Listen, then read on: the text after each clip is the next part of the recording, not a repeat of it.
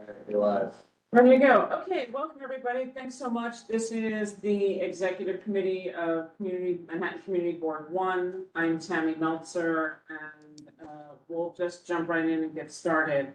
We're gonna have the first discussion.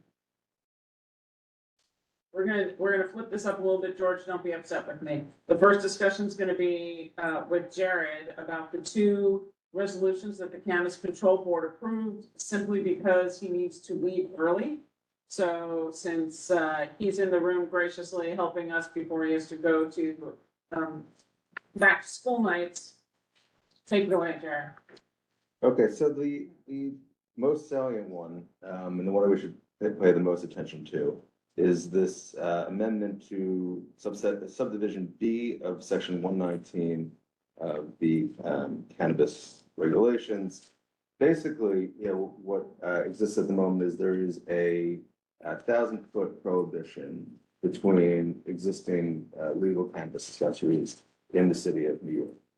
This introduces for the first time a opportunity to waive for the Cannabis Control Board to waive that restriction. They modified the language that basically says that if it would promote a public convenience and advantage, as is already described in the regulations, based on certain criteria that will be considered at a minimum. And so I'm going to give a high level. Does this mean if there are two retail stores within less than 1,000 feet that provide a public convenience? Is that what that's saying? Yeah, so there's already language in there about public convenience determinations that they could, use as factors in the decision making whether to grant a license or not. But what they are doing now is they're creating a potential waiver opportunity, which has not existed. And so some of the, half dozen points or so, but some of the factors that they will consider at a minimum are any geographic, structural, topographic barriers that separate the proposed locations, e.g. waterways, major roadways or highways, or significant travel required between two locations. Another thing that they will consider is the distance between the proposed locations when measured as a pedestrian or car would travel. Another factor is that any factors that are unique to the proposed location, including environmental or economic considerations, that may justify its placement or need for a greater adult use access in the area, including but not limited to. And I'm scrolling along, so it's online and people say. And these three factors are fairly curious. One, economic justification that highlights high consumer demand for additional dispensaries in the area, which feels quite subjective. B, the number of illicit cannabis dispensaries or former illicit cannabis dispensaries in close proximity, both existing and proposed locations, which I'm not sure what that means. And C, any other factors submitted by the requester, which is incredibly broad. So unfortunately, the way that the control board works is they basically release their agenda and resolutions. It's supposed to be in advance of the meeting. Sometimes it's 24 hours in advance. Sometimes it's a dozen hours in advance. There's not an opportunity for meaningful conversation about this or input. And the only opportunity, as we've discussed before, for comment at the control board meeting is after the resolutions have already been passed. So as it relates to this board, and again, as we've seen before, the language and the drafting is not stellar. So any requests that are submitted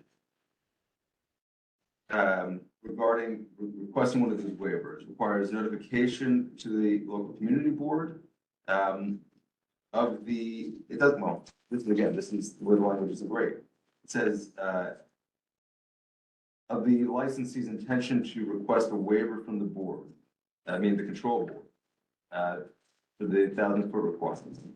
And it gives the community board a maximum of 45 days to submit a response to the control board prior to consideration of the application. So, I'm not sure where that leaves us. It's not clear whether or not it is a separate notification for the application notification, or if it's part of that initial notification. But I think one of our, Probably both based on what they're looking to push, is my thought. but they have different comment requirement opportunities. The regular one is 30 days with the potential 30 days, the extension, and this is 45 days. It does make it sound like they're one and the same, but again, anybody's guess. But I think for our practices, we should be asking as part of our questionnaire, proactively, are you requesting a waiver of the 1,000-foot rule? Yes, I absolutely. think that's a good thing, and we can ask the office team to put it in the request panel. Right?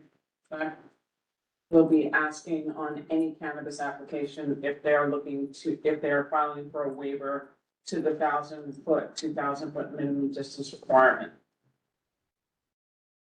So we know what that is. Because that could also mean that that's a 145-day application. It's unclear. We will have to ask CCB for clarity. Is there public comment on this? That's a good question. I don't believe so. The way that I can, as far as I can tell from their website, it appeared that it had been presented with a attached resolution and passed. But I have to go back and watch the actual control board meeting to It's, confirm that. all I can say, please allow me to say how disgraceful the whole thing is. Still, Still, yeah. Well, Still, thank you. I mean, and going back to sort of the larger conversation about some of the, about the distancing requirements to schools, you know, that modification was put in, put out there for public comment in the spring. We had an opportunity to comment until June. Now in September, there hasn't been anything Nothing. since then. No, and the bigger issue starts to come, what a ruling came down to another community board about citing it next to a children's playground. And they said it was okay because the local, meaning New York City, has no rules in place saying that that's exempt. So, Right, and so that, but that, I mean, I will say that is in the regulations. The regulations reserve that, pretty much that one, it's like the one thing that they reserve to the local municipality, which is if the local municipality wants to put into the local law a prohibition of a dispensary near a public use facility, it can. But unless the local municipality does it, it doesn't. So- exist.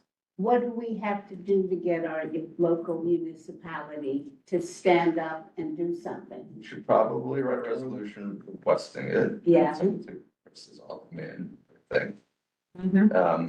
Well, yeah, we're gonna need to unpack this. I would send it to Chris and every other council. I mean, I would really not, I think we need, yeah, I think it would be, see that. I think it's critical. Maybe others haven't seen it, but I think it's very important. did they do a second resolution that same day? Thought they had. It was, there was one that, where the control board, put a resolution in place to delegate to the OCM the power to issue denials for certain licenses. So I think that's just to speed things up. But if you notice, as far as the responses to the community boards, they're only doing it in instances where the community board or municipality has raised opposition to the location and the board has granted it anyway, which is why we haven't, I don't believe we've received any responses. Right, We filed our complaints. right. Because there were, out of the 5 locations they granted, we had turned down 3 out of 5. Right. I think it was something like that, right, so. We did send a letter, But we haven't got a response. we haven't gotten any responses. Because I don't think they've granted ones that we've opposed yet. Yeah. Unless it was a card license, which is different. Right. Television. I did, after the Cannabis Control Board emailed the resolution and response from CCB to the other community board and asking the legislative request to establish distancing requirements, and Max came back and said they put in a legislation request for it, it was put on hold as things are figured out with the state. The bill drafter informed me last month that another council member was first in time on this idea. It's confidential who has the legislation, so I'm not sure if it's working on it, but it means there's a bill being worked on to establish distance requirements. Once it's drafted and introduced, we'll know and we'll keep everyone updated. Matt Right. supports too.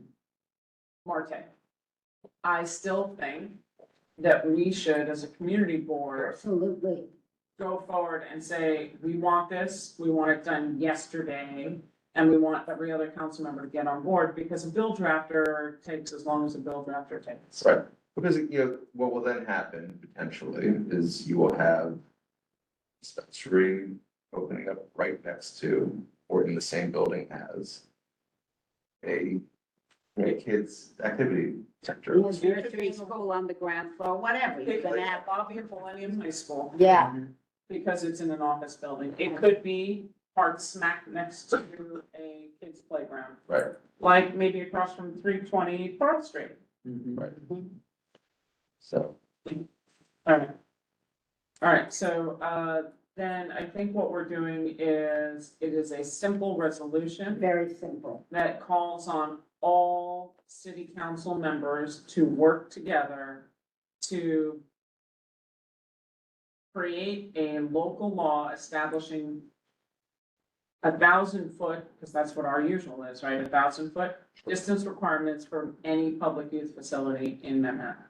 We don't want the mayor involved. 1,000 feet might be a little onerous, I mean, Wait, 500, If he left, 500. I don't care, we should call him out on it. no.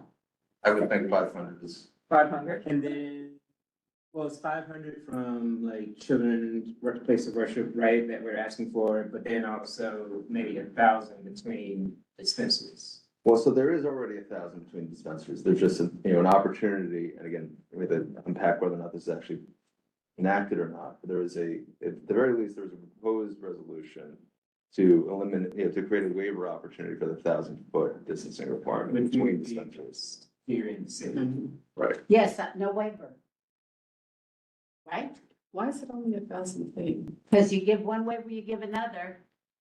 Guys are so dense, I guess. I don't think so. I think you gotta be really careful and tough on it. So how do we go about that in a resolution, asking them not to allow for the waivers within the 1,000 foot distancing? You can do a resolution and send it to the OCM. Yeah, it'll go into the vacuum like everything else, But do it also, but it's the same resolution that should go to the city council. different though. because Different, the- tell me Two what. resolutions. We're gonna do a resolution asking all council members to create local law Okay, establishing sorry, Jen. distancing requirements from public use facilities in Big New York, mouth, big- in New York City and pass the new legislation before the end of 2024. Tammy, Yes. what of getting the other community boards involved in this? Oh, I'm gonna. And we'll get it drafted, we'll pass it, and then we'll shop it out. We had Borough Board this morning, so there was topics of conversation. I did mention the 1,000 foot waiver there. It all happened right before the Borough Board reporting started, but there are a couple other community boards struggling as well. And especially the law is very unclear. There's we have an illegal cannabis store that has a shoe store in the front. CB4 has a cannabis store that has a cake bakery in front. So, I mean, there's all kinds of really interesting things that, yeah. Okay, so that's the first resolution. It's simple, it's clear. We call on city council to act. The second one is a resolution that requests the CCB to not grant a waiver against the vote of the municipality. Well, are we the municipality, you mean? Yeah, community board. Yeah, make it, each community, you're gonna just have to fight Because that out. we can say the community board knows, I can take, the community board knows the economic drivers and the lay of the land better than the state, because that's what they're basing it on. Right? Correct. They're basing it potentially on a whole host of different things. Yeah, we don't know, it's kind of a, I would actually just advocate, I'm not even sure the market can handle legal locations within 1,000 feet of each you're other. gonna have too many, you know. So, I would argue that there should not be an opportunity for a waiver. Me too. Yes. There should be no waivers granted Do we know what the impetus was for this waiver possibility? I mean, yeah. it presumes that that somebody, that the market does.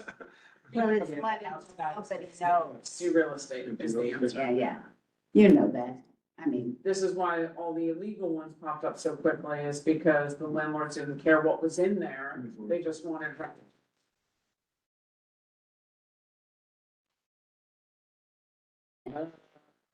So we're saying there should be no waivers granted, or no waivers considered until the legal establishments have been given, with the 1,000-foot rule in place, are given an opportunity to thrive. Okay? Because otherwise, they're gonna do what the illegal stores did. The illegal stores killed the legal stores because there's so many of them.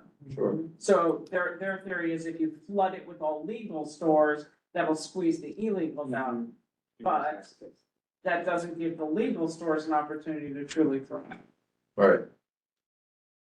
I mean, the only thing I would say is the only part of the waiver that does make sense is if the elements about it that talk about major physical impediments between them. I mean, Sure. you know, if it's 1,000 feet and there is a body of water, I mean, that's reason, I mean, I'm just saying, really, that's. but I think you can't,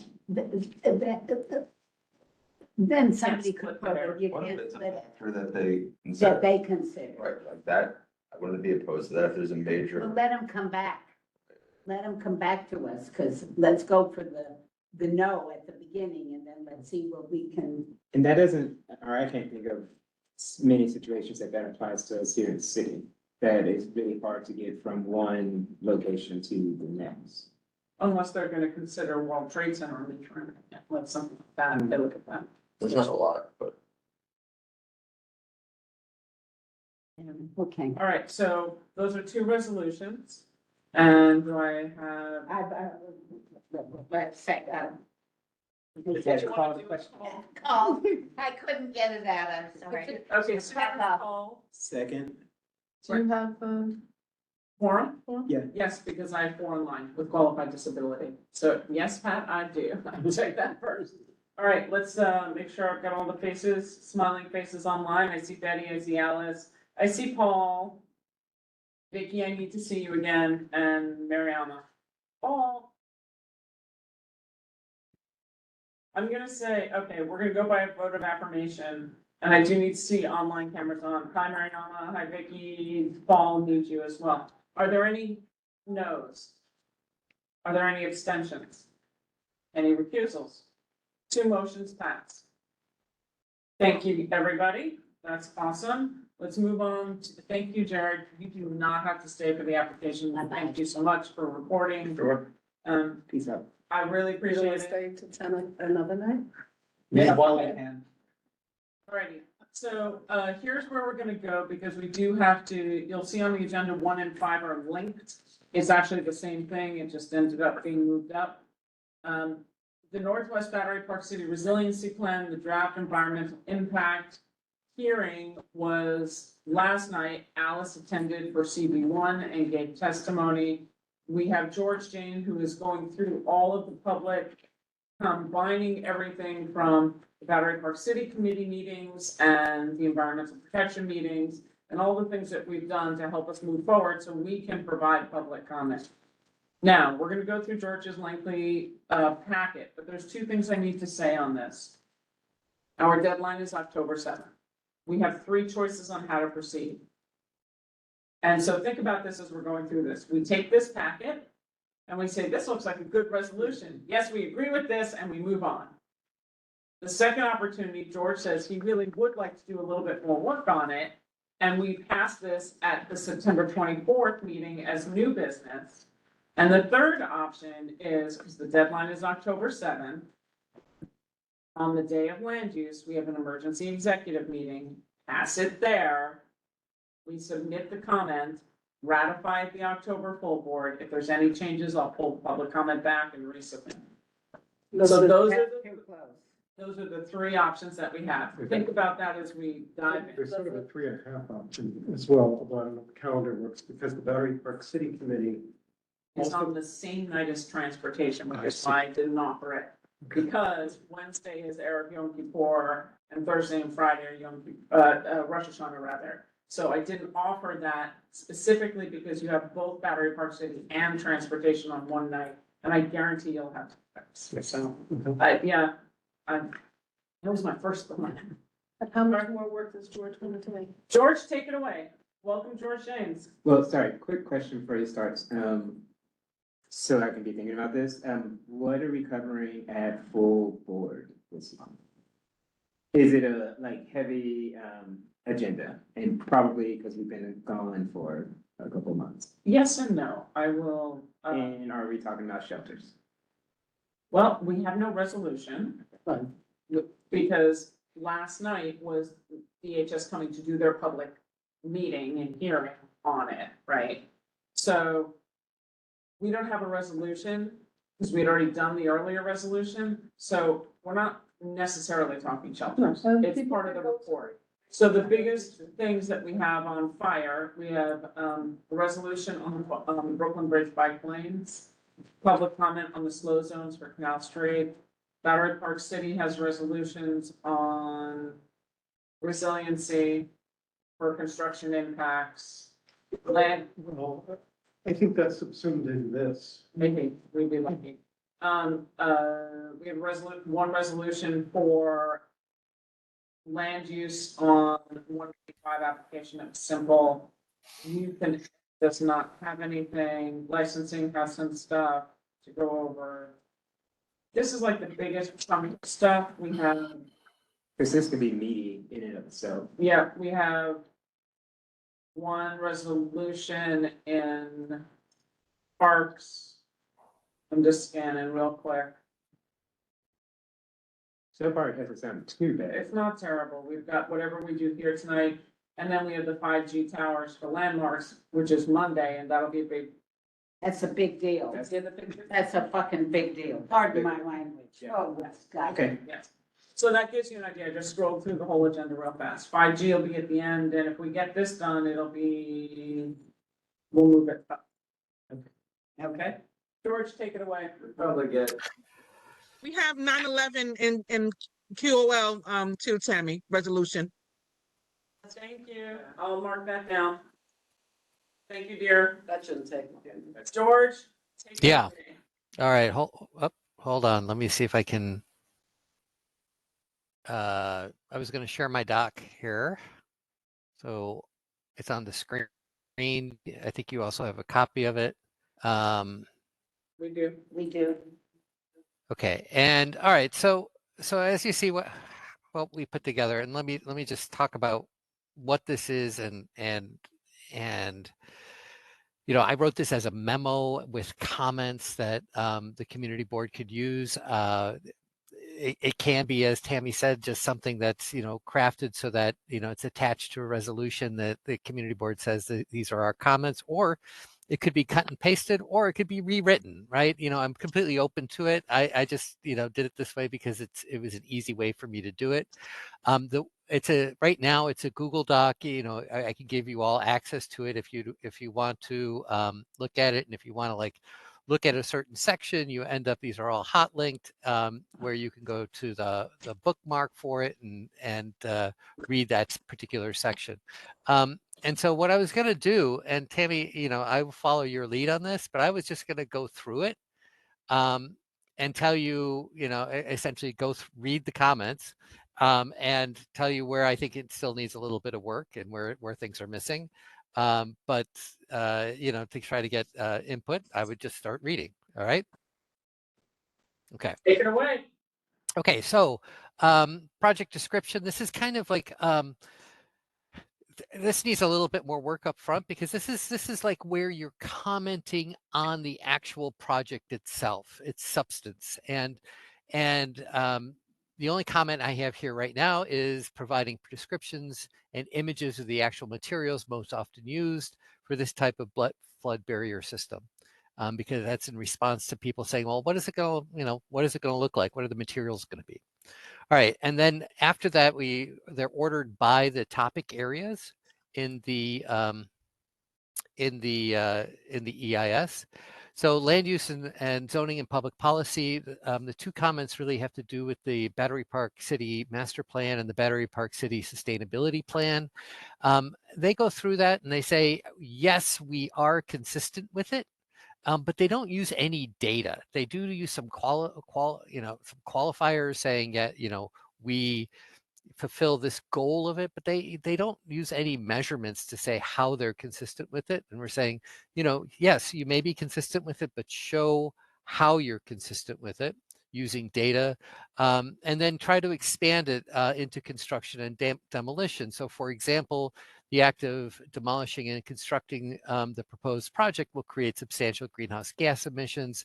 How are these actions consistent with the existing plans? They may be. I mean, they may very well be. It's just they need to explain it a little further. Components of the plan, such as the new pump house, should be evaluated in the context of these existing plans. While the overall project may be consistent, some elements of it may not be. And so just a little bit more consistency with plans. In open space, while the amount of open space is unchanged, and please, if there are comments, like stop me in the middle and like I'll take notes and maybe make changes. I have some fast feedback. Yep. I'm not going to wordsmith the whole thing, but it's Oh, my it's- motivation to work on, which is if you could include, and the first time you use acronyms, what the Yep. acronym stands for. Did I not? Oh, DEIS. Thank you. Yeah, and I don't know if I've seen where FEIS. I haven't. Okay.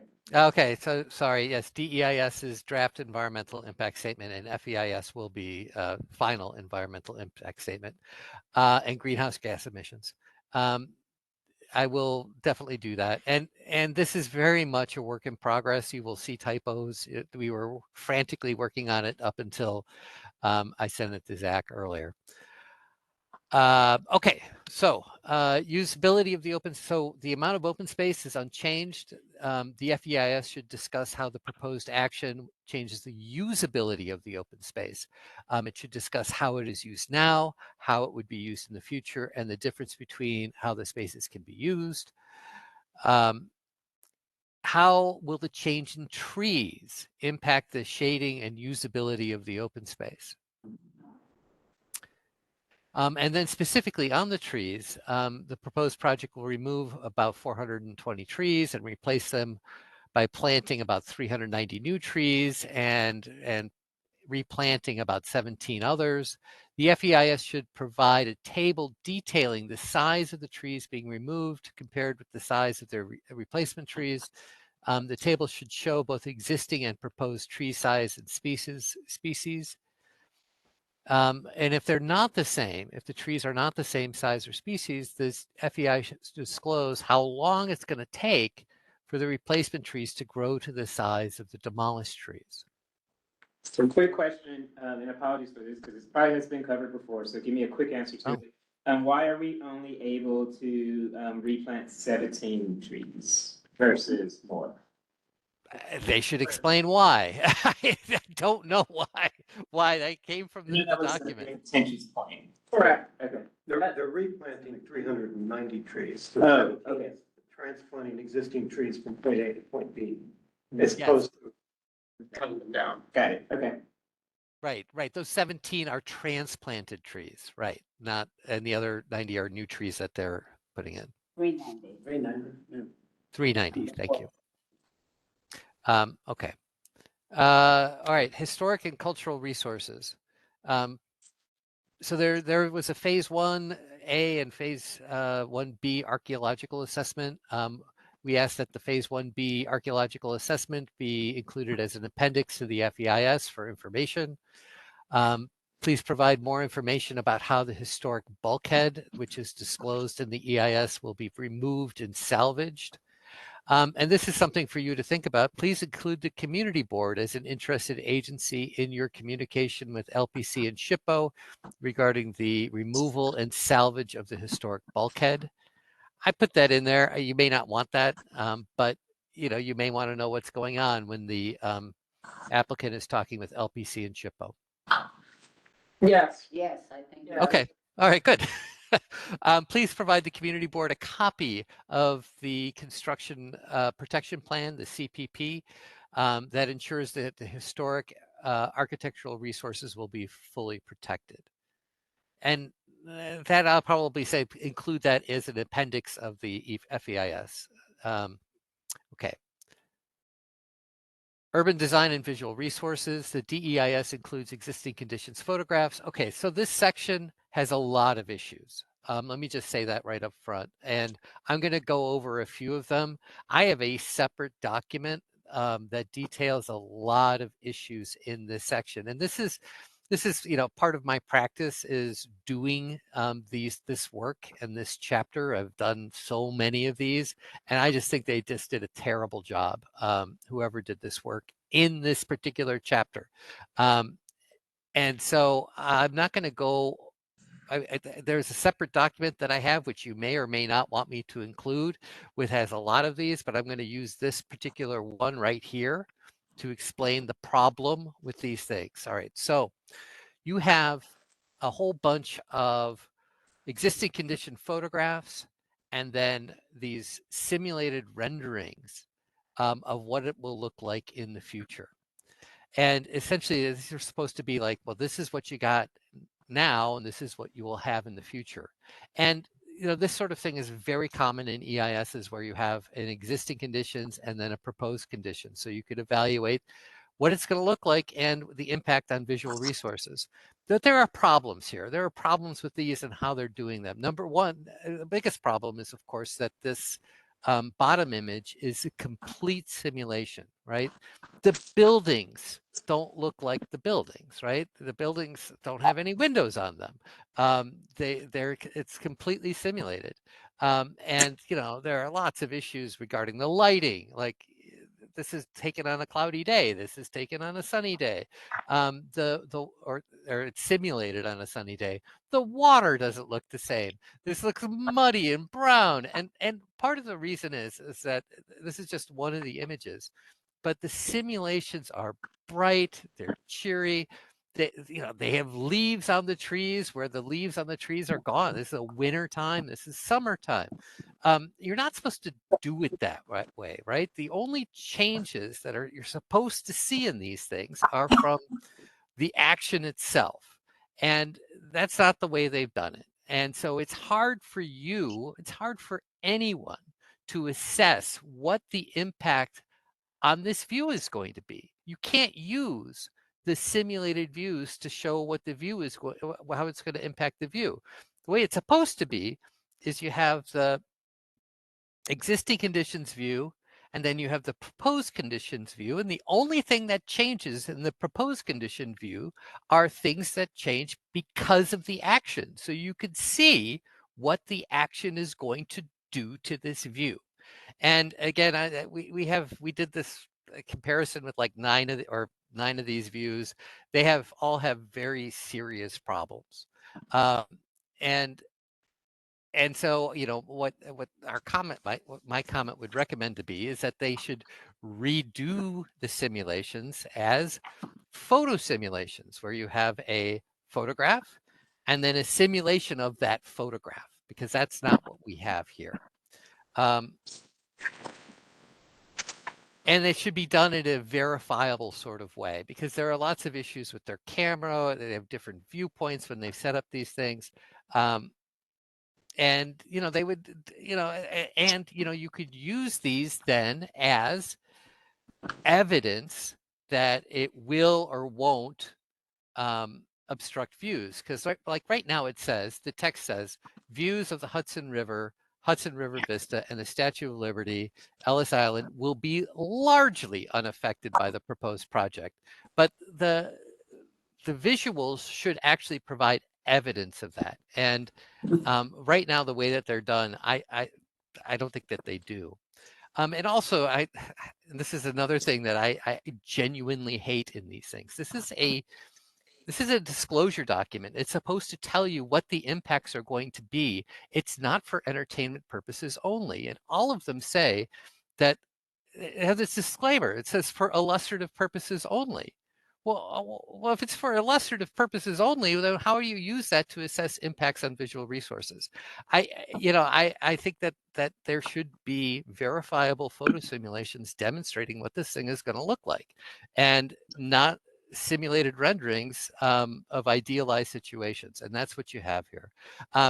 Again, I have a bunch of specific comments about individual viewpoints. Again, in a separate document. I don't know if it's worthwhile to go through them now.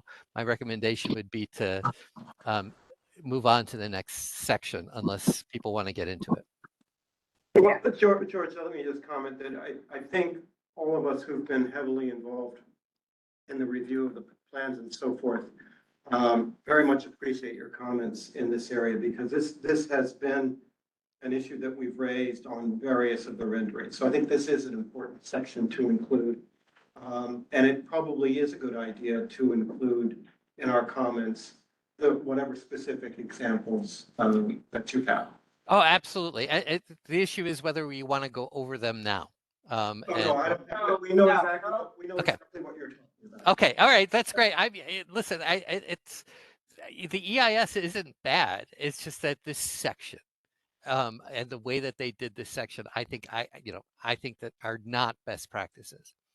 Okay. I also think so. Another thing is to do, and I'm going to talk about this in the alternatives, is FEMA may grant variances that would permit some of the existing trees to remain, and maybe there should be photo simulations or simulations showing like what would happen if the variances were granted or some were granted and some weren't, so they could see the impact of that. Now, again, I get into that into a suggested alternative. Okay. Wetlands under natural resources. So the DEIS discloses that the in-water ecological enhancements that will be implemented on bulkheads and piles are still under consideration. The FEIS should finalize these enhancements. If they're not finalized by the FEIS, the lead agency should inform the community board the nature of these enhancements. The proposed mitigation for the inability to provide on-site wetland mitigation is the purchase of these tidal wetland mitigation bank credits, which you can do. You can destroy wetlands one place and restore them in other places, and apparently there's credits for this extra wetlands that have been created. It's something that's not unique. This happens fairly often, but I think providing more details about the program in the document, explain it more. I think it just should be explained, and are there other mitigation options rather than going to Staten Island, restoring that wetland on Staten Island for this. The FEIS should include information on how to maintain naturally planted areas. Like, for instance, should these areas be inundated with salt water? What happens? Should you, what's the best way to protect the trees? Should they be flushed with fresh water, something else? Some sort of maintenance on, this is about protecting buildings, but what about all of these trees that have been put in place here? This is probably a little redundant. The FEIS should provide a tree survey identifying every tree to be removed. Tree surveys are actually very common, where you have a big development, you survey every single tree, you measure not only its location, the type of tree, but it's also its diameter at 4.5 feet above the ground, the diameter at breast heights, and you map that. The survey should display the data. It should be on a table, so you should have a map and a table. And it should be not only part of the EIS, it should be used by the applicant in its outer-facing communication with the public to identify the trees that will be removed and when they'll be removed. And there's an example of a similar public-facing map that we linked here. Sorry, this is my ignorance, but has none of this been done around the tree survey? Like by any team or group or? Well, drawings and renderings that kind of indicate which ones are going, but they don't have this kind of detail. Yeah, they should. I mean, and if you have a big development site, tree surveys again are very common, and they'll mark which trees are being, removed or demolished. The only thing I have, it's a very big EIS, and it's definitely possible I've missed stuff. But they have this table, right? This is the table. They have a summary table, so that means that they probably have a tree survey, and they just didn't publish it. Because they have details about the trees to be removed. So why don't they include it in the FEIS? And, one of the things that I heard from people is that they had a lot of concerns about the trees. So providing information about the trees can only be helpful. And then identify on the maps which of the trees are eligible for FEMA variances for trees within 15 feet of the barrier. Like, let's see it on the map, which ones might be saved. And then detail tree. There should also be impact on shade, visual corridor, viewpoints, and open spaces. Like in the summary table, which ones are critical, which ones are less critical.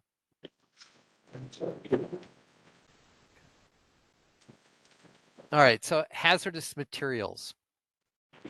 Okay, so the DEIS discloses that sampling shows that higher than standard levels of mercury, arsenic, chloroform, dissolved metals, and that possible direct contact, inhalation, ingestion by construction workers in the community. Like if during construction, that's an issue, meaning it's an issue that is disclosed. And it also discloses the manners in which the soil will be handled. Landscaped areas will be covered with a soil cap of imported clean soil, and a demarcation barrier will also be installed at the bottom of slopes of the excavation, which would identify the boundary between the remaining subsurface materials and imported clean fill. Considering the presence of existing contamination, there is concern regarding the adequacy of the remedial action plan and the construction health and safety plan, and if they'll be sufficient to protect the community. So in addition to air quality monitoring during construction, stormwater and anything that leaches out should be periodically sampled and evaluated for evidence of contamination with the hazardous materials that the plan currently proposes to cap and keep on site. So if water comes in contact with the soil, it could get into the water and then leach out. And so, be more specific than periodic. Yes, we can be more specific than periodic. Another thing sorry, George. I'm sorry. The other thing I'm concerned about, and I don't know if maybe it's been covered already, but during the removal of contaminated materials for the 9/11 cleanup, we had a lot of issues with how the materials were being ferried through our community. Yes. It was wafting in the air and we were all being exposed to it. So do we have something that details how they're removing, protecting us? Yeah, well, I'll continue to read. I do mention some of that here, and whether it needs to be stronger, we could actually make it stronger. All right, so so periodically, yes, we should do something more than periodically, or something more specific than that. I'm just not sure what it should be, but we'll come up with something. Okay, so would periodically sampled for and evaluated for evidence of contamination with the hazardous materials. Monitoring activities should be made public with the results posted online. The community engagement manager should be reporting to the community board directly in case of an event, updates, whatever, so that, if there, I'm sorry? George, it needs to be reported, but it needs to be a little bit more clear on that about timely. Because, for example, the borough-based jails report over 30 days later. Yeah, okay, absolutely, yes. As close to real Mhm.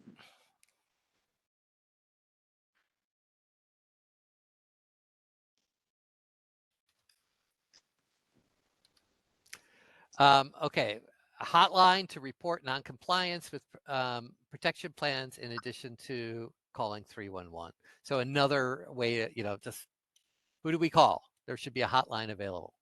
I want more than a hotline. I want like a Okay. A hotline that reaches a live body, Yeah, that is, or a hotline that is manned in real time. in real time, 24 hours. 24 hours.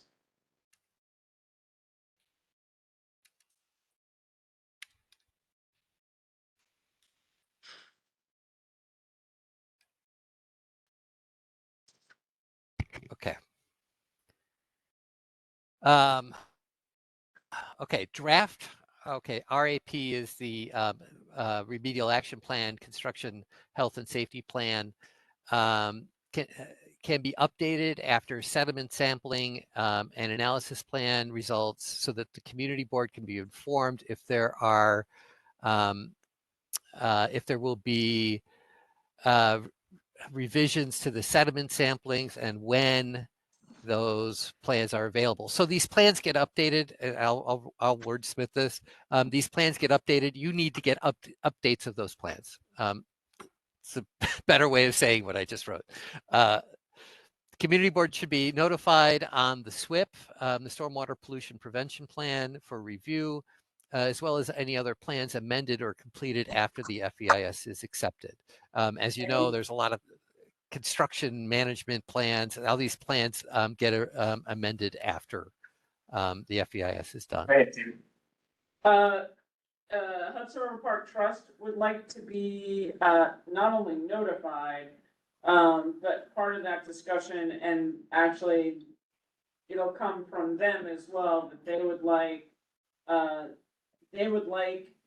Battery Park City Authority to consider whether hooking into a CSO that does not pollute the estuarian sanctuary is possible to go straight into the Hudson at a more westerly determination. And we should be, All right. I'm not sure. Okay.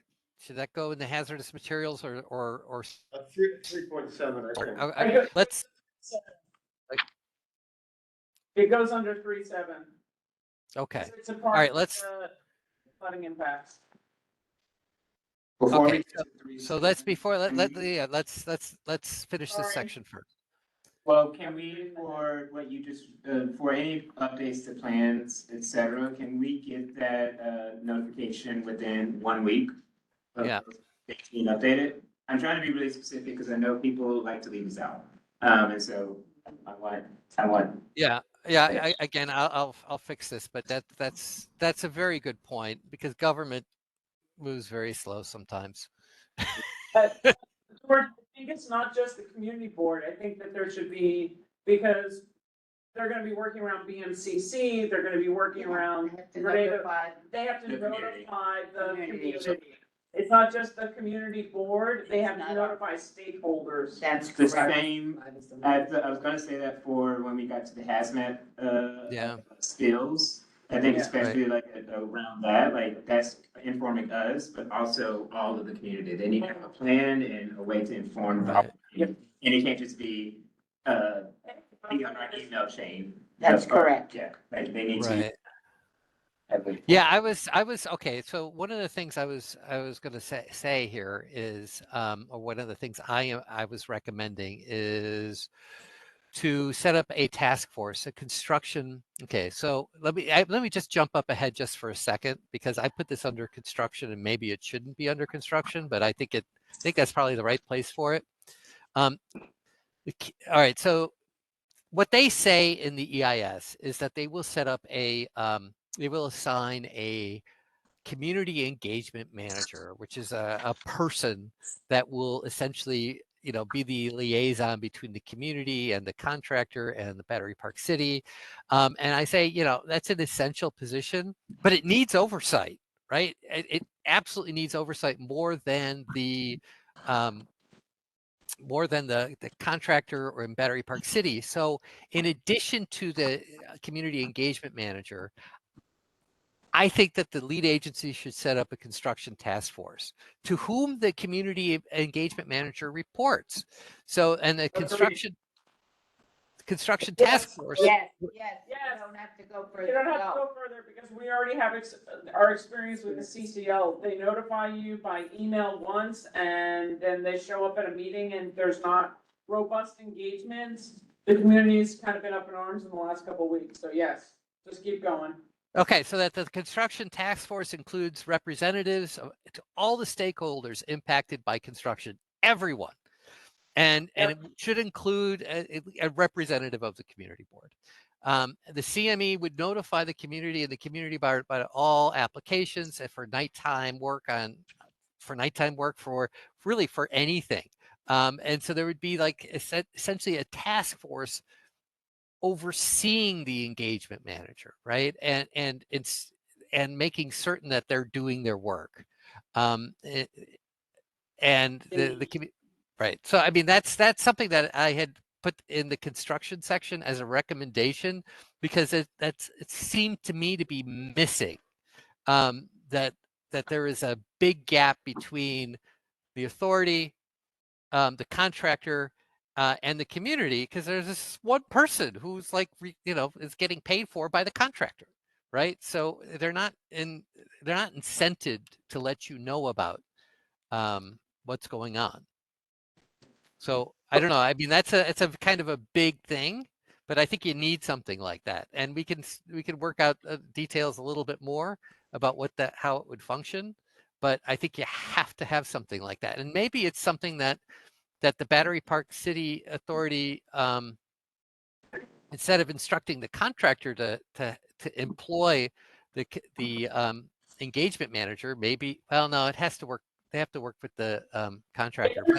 But we have experience before, George, with the CCLM, which was the LMCC. It was a Lower Manhattan construction coordinator, and he worked with all the different construction projects all around and the community board, and it was very successful. So any model that gets us close to that, I think is good, and this is kind of the direction that it. Okay, can we follow up after this and I'll get a little bit more information about that and try to write it into here?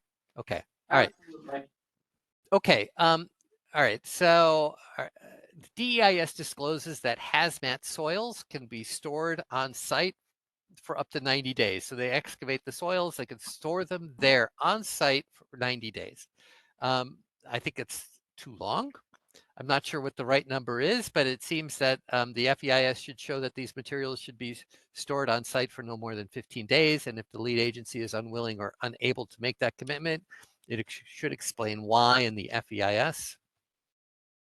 How are they storing?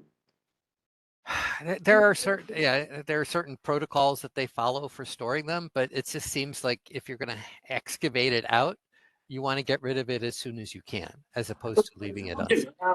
Question is how are they storing it? Like plastic bags? The question has been. Packet bags? George, how much Plastic. question on the type of storage, where it's being stored, how it's being stored, how it engages with the community, if it's, below somebody's windows, if it's And where whatever, it's not. it's not a barge, and we'd like it removed in under 3 months.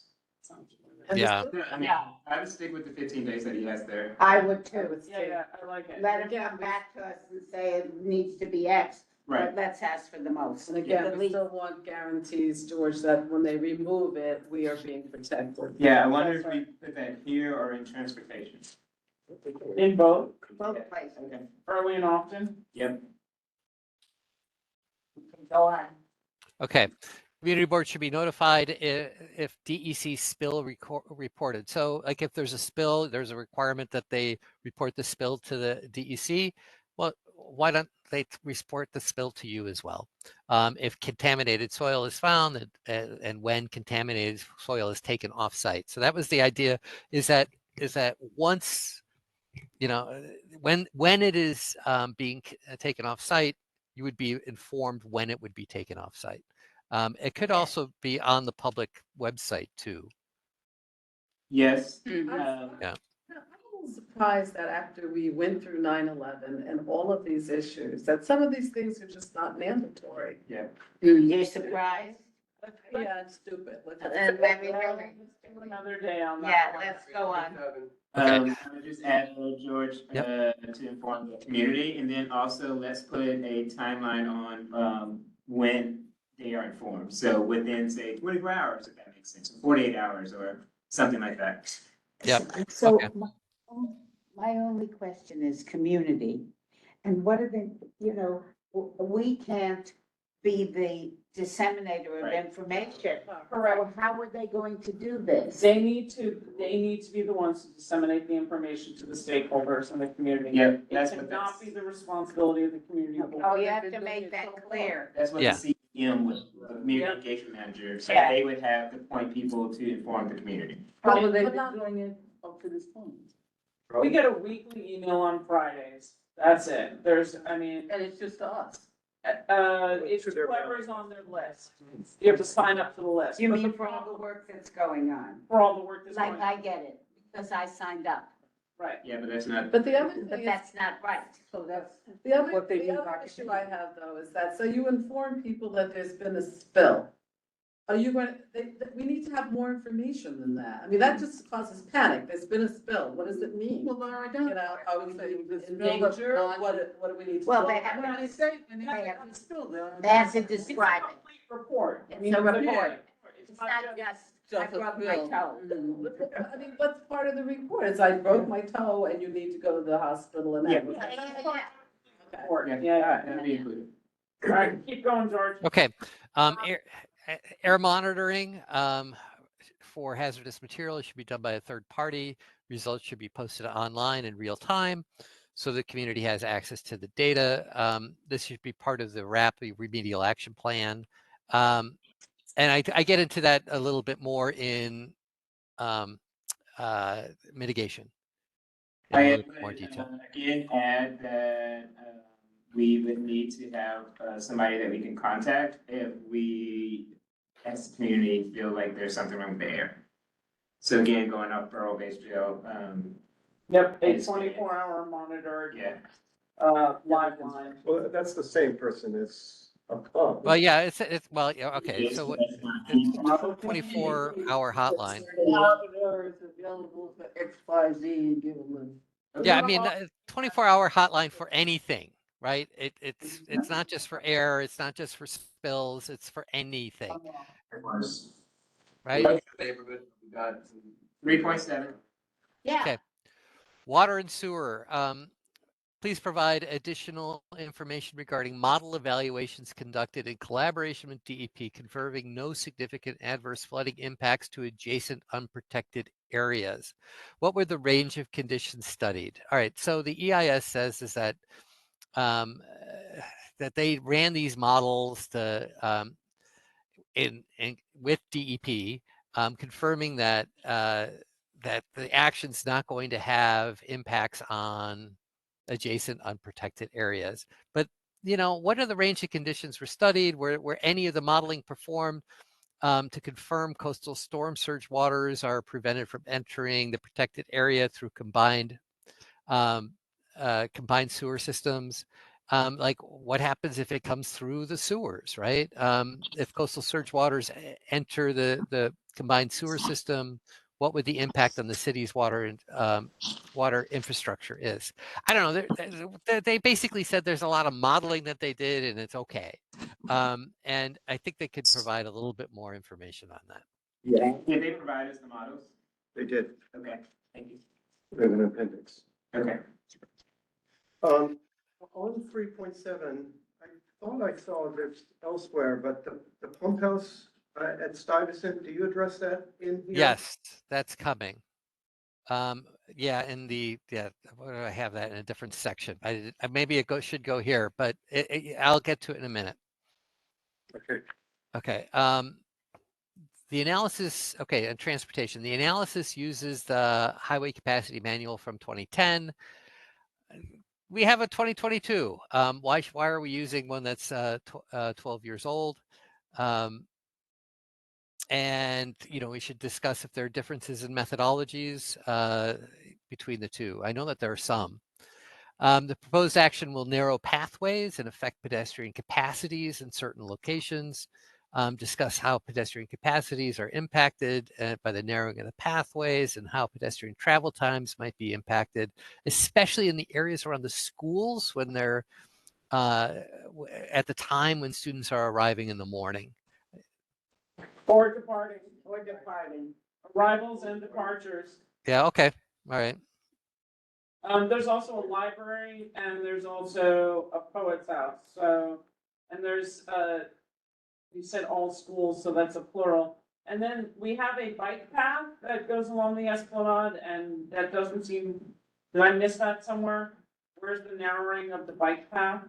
Oh, I missed that.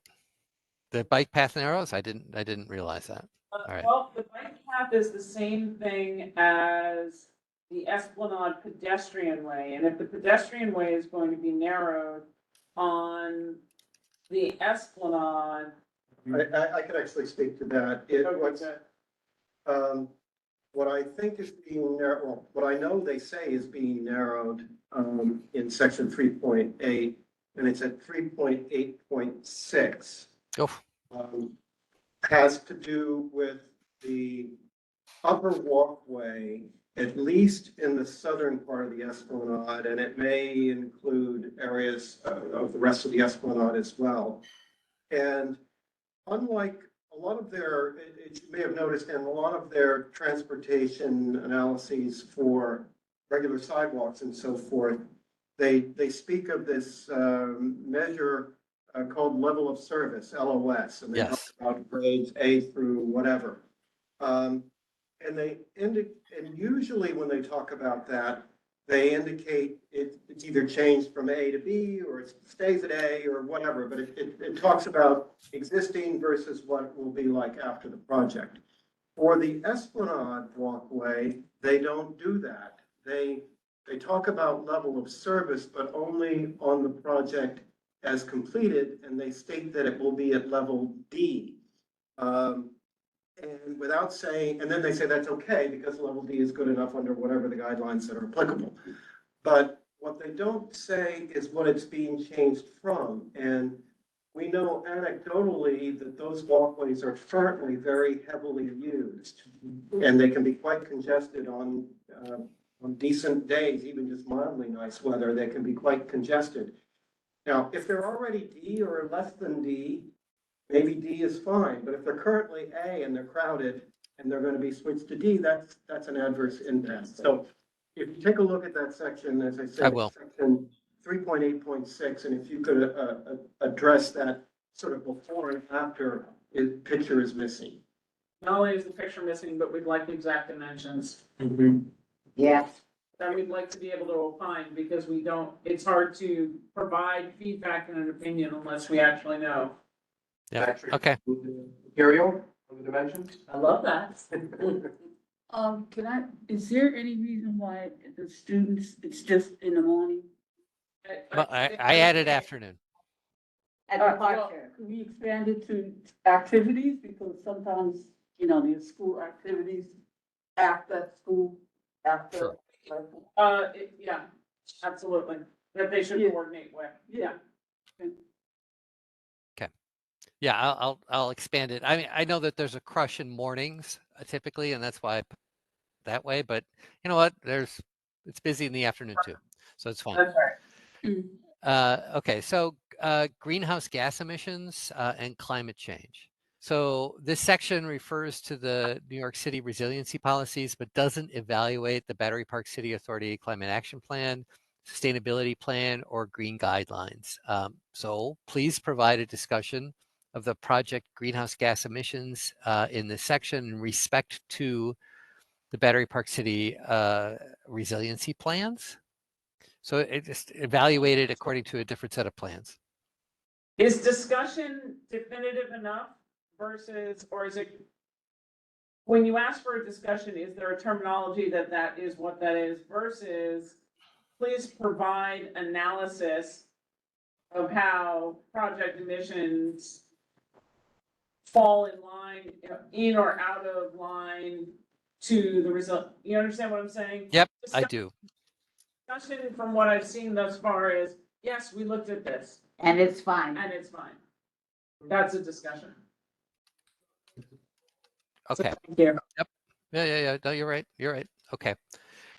Provide more detail about options under consideration for, quote, potential measures for reductions of emissions from construction of the proposed project may include the use of biodiesel, expanded use of recycled steel and aluminum, as well as expanded construction waste reduction and other ways to mitigate heat impact by the use of materials.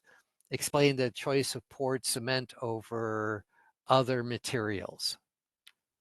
The city said when they came and presented on the east side that poured concrete, poured cement added to heat. Yeah, I remember. So it's more than, explain the choice. It's also explore other materialities that would not add to additional heat. Because if they're doing poured cement, for argument's sake, along the entire east side along BMCC, and that's gonna be the seating, it's gonna be hot as blazes to sit on that thing. And now we don't have shade because we got new trees. Right. Actually, you'll never have shade because they won't put trees there because it's within 15 feet. Sorry. Alice? Yeah, thanks, George, for picking up so much of this. It's terrific. I would just say on that greenhouse gas, I know we spoke a little bit about that, but I would just say that, you know, they have their principal objectives are outlined very clearly at the beginning, right? And they do note that they are, you know, they are, I guess, committed to minimizing the urban heat island effect. And, you know, that was my question as to how these, you know, how these processes and materials are in fact doing it.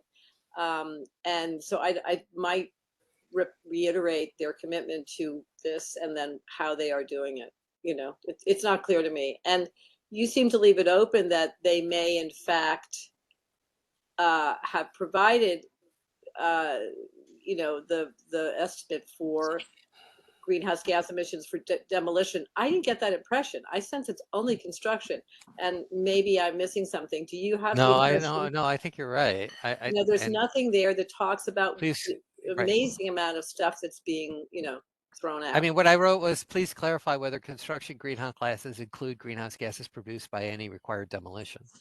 I asked it as a specific question. Yeah, I mean, I think the answer is yes. I would want to know. And if it doesn't, yeah, then it needs to be included, right? I mean, I think it's a really important project. I mean, just going forward, I think the city and the state and the federal government needs to know, well, what are you putting into the environment as a result of these, you know, resiliency moves, you know, and this may be part of what we need to do, but at least we should have some accounting of it for now and into the future. It's not just to sort of control this project. So thanks. That's a good one. Thank you. Okay. Please provide an audited version of the carbon impact model for construction for the construction period of the FEIS. That's something that could be included as an appendix. So neighborhood character is a combination of impacts on other things. That's how it's defined for environmental purposes. And so I can pull from other sections and get into this. I didn't do that yet. All right, I wanted it. So construction. So there's community. Okay, we already talked about the community engagement manager. The CB should be notified about any maintenance and protection of traffic plans required for temporary road closure. sidewalk closure, lane closures, rerouting of pedestrians or bicycle circulations, and confirmation of changes.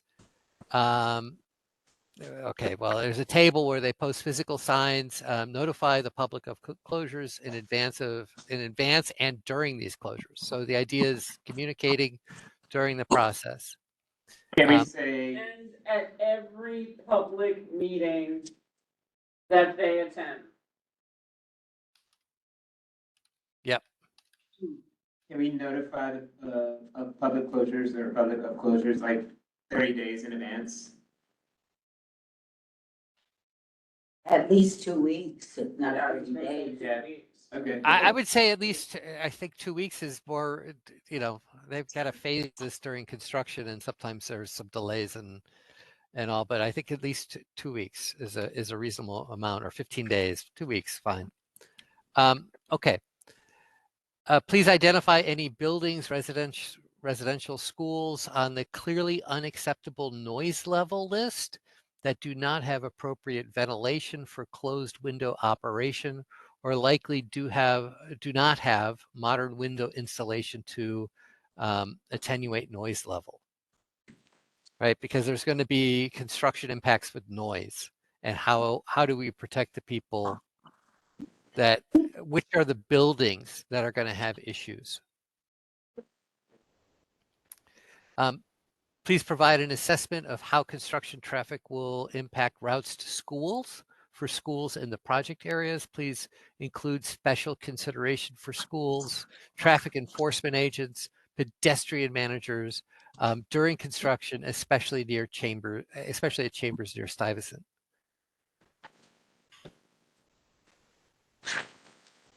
Please provide further detail on any scheduled breaks from the routine daily and scheduled nighttime construction. Are there any scheduled breaks in the schedule envisioned? Major holidays, scheduled testing days at schools. I gotta work on the language here a little bit, but Did you hear me, George? Variances, if they're gonna apply for any variances? Yeah. Yeah. Yep. Nighttime variances should be discussed with the community. Also, probably Prior. delays. Also, Or street updates on closures. delays. sorry, say that again. Street closures, you need to have notification of street Right. closures well in advance, not the night before or the day before. Well, and also Brendan said. Delays, Delays, scheduled delays. scheduled delays. Like, so something down for a month and you don't know. Okay, all right. I'll work that Yeah. in. To that point, George, and Jeff had brought this up a lot, is, what, can they give us an example, the FEIS, some estimate of what percentage of projects like this in the world you have, what kind of cost and time overruns can be expected? I mean, this 5-year time frame seems utopian at best. Like, is there any way that can be, assessed in some way as potential? I mean, every project has cost and time overruns. I'm just curious what that is, and maybe that should be noted in some way. Range of outcomes, right? I mean, it's like, if everything goes well, it's this, but if it doesn't go well, you can expect that, or Something to that effect. yeah, okay, I'll work that out. Okay, mitigation. Construction open space. Please provide more details on proposed locations and description of mitigation measures during construction, including play areas, parklets, street seats, pop-up parks, seating, and open streets. Since these are not yet decided, community board should provide suggested locations or nature of use for consideration. Again, this is for the replacement open space during construction. DEIS states there are, for noise, DEIS states there are still investigations ongoing into other possibilities to mitigate noise, loss of open space. Please provide any additional mitigation measures identified since the DEIS is published in the FEIS. Right. So what's happened since the DEIS came out in the FEIS? Because of, yep. There's another thing we've asked for before. So as they go along in this project, if it's at all possible, as they complete one area, can they open it? Or do they have to wait to complete the entire No, project? they describe how they'll open it in sequence. Okay, good. Yep, they do, right. Because of the significant impacts due to construction noise, please consider making available quiet locations to impacted residents who would otherwise have to work from home in noisy conditions. Alternatively, will the applicant install noise dampening windows or other devices at homes of the most impacted residents? Or schools. Right. Because Really, it's they are- stakeholders, right? we are immediately behind a preschool and a high school. And the senior facility, how are they? Yeah, I was thinking like, should we say like? Right. It's To give them noise canceling, Like Yep. seniors and schools. which they won't do. Or, How are they? Okay. gonna do it? I have no idea. I got to expand that a little bit more from the residents to the stakeholders. Got it. Appreciate that. The FEIS should detail how the applicant will communicate with the public during the construction period. This should include prominent signs communicating the action, including signs, signs or markings on trees that will be removed, signs that announce immediate construction activities. If significant noise is anticipated, it should be advertised to the public. A public-facing website should also be made to include all this information. This should not be under just noise. I will move this to another location. And also, they need to utilize robust social media. I mean, that is part and parcel to, besides signs attached to trees, people do work on social media, so they should be able to use that. They should really set up, they should really set up A separate site just for a that. separate site where everybody could, I mean, they could receive communication, don't you think? Yep. Okay, I think that should be put in there, George, somewhere. Yep. We have all this, floating in the sky like a cloud, but there should be somewhere where people can get the information that's. Dedicated construction site. Right. So, I mean, what I wrote was a public-facing website or social media should also be maintained, including all this information. Yes. Okay. That's, yeah. Okay. All right. So air quality monitoring, I mentioned it earlier. This is a little bit more detail. The FEIS should detail how air quality will be monitored during construction. Air quality monitoring should, one, be contracted to an independent third party. Air quality sensors should output information in real time to a publicly accessible website, which is prominently featured on the applicant's website, or the lead agency's website, I should say. Air quality events, which occur when air quality exceeds the maximum thresholds, must be noted. Community board asked to be notified whenever an air quality threshold is exceeded within 3 days. Monitoring must run the entire duration of the project. I would add maybe if we could get some kind of health impact. So what I'm thinking of is like either mask or window filters for HEPA filters for places that are, Directly impacted. yes. That's what I'm putting in now.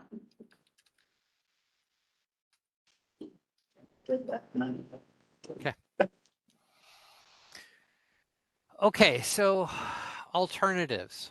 So I'm going to suggest a new alternative here called maximum variances. The FEIS should include an alternative that identifies areas that qualify for variances from FEMA that would result in less tree loss.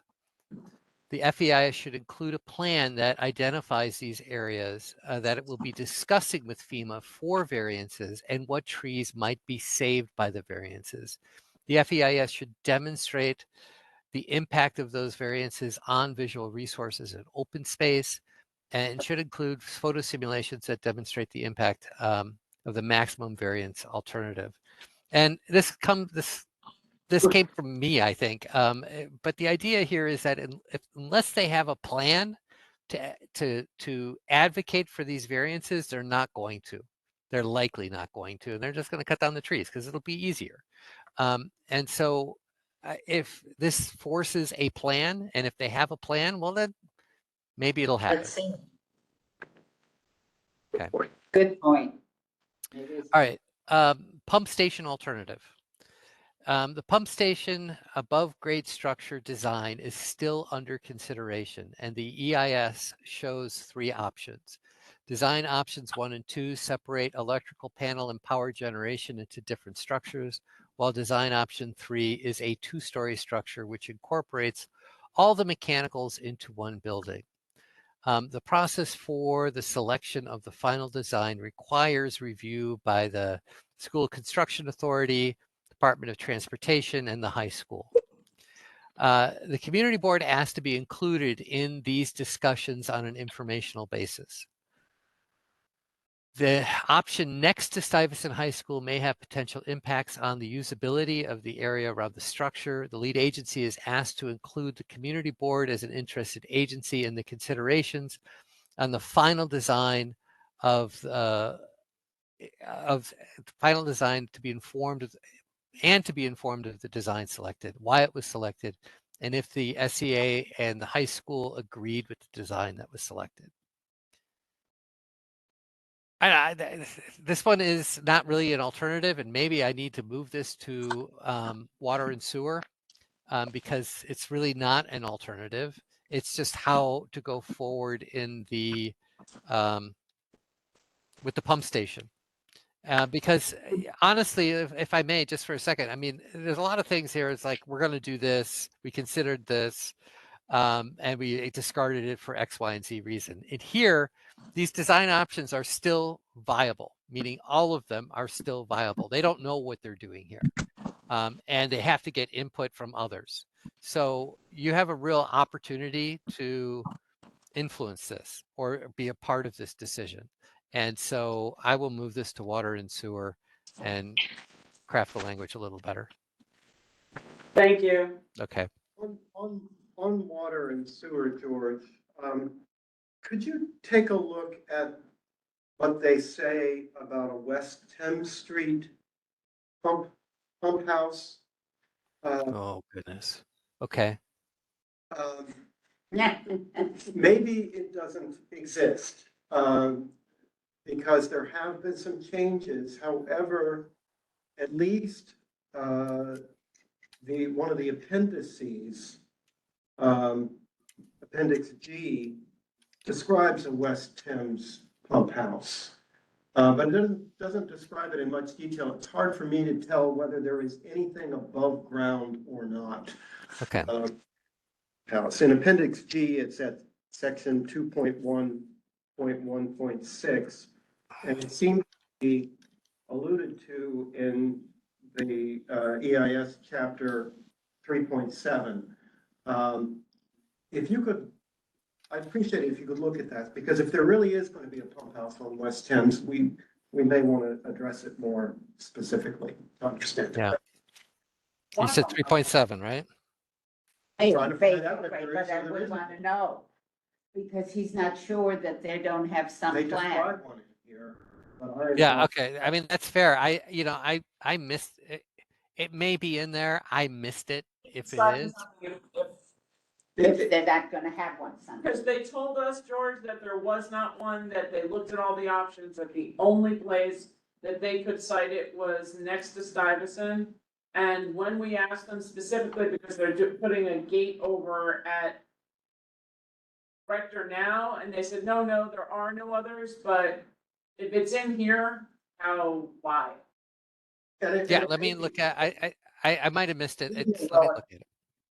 It may be a relic of an earlier design that it's still included in the appendix. It's not as Oh. clear that there's a pump house in section 3.7, but 3.7 3.7, that page is where they describe what's going on at West Thames. Huh. They don't- Okay, 3.7 point, okay, that's, I'll get it. Okay, and my only comment is when you say the community board, asks or wants, I Yeah. would say, to be Yeah, I got it, included in right. these discussions and forget on an informational basis. I want to be included Right, in the insist. discussion, yeah, Thank you. insist or something. Well, I mean, well, okay, so here's the question to the community board. Okay, right now, this is the decision between the, you know, the BP, Battery Park City, the contractor, the SEA, DOT, and the high school.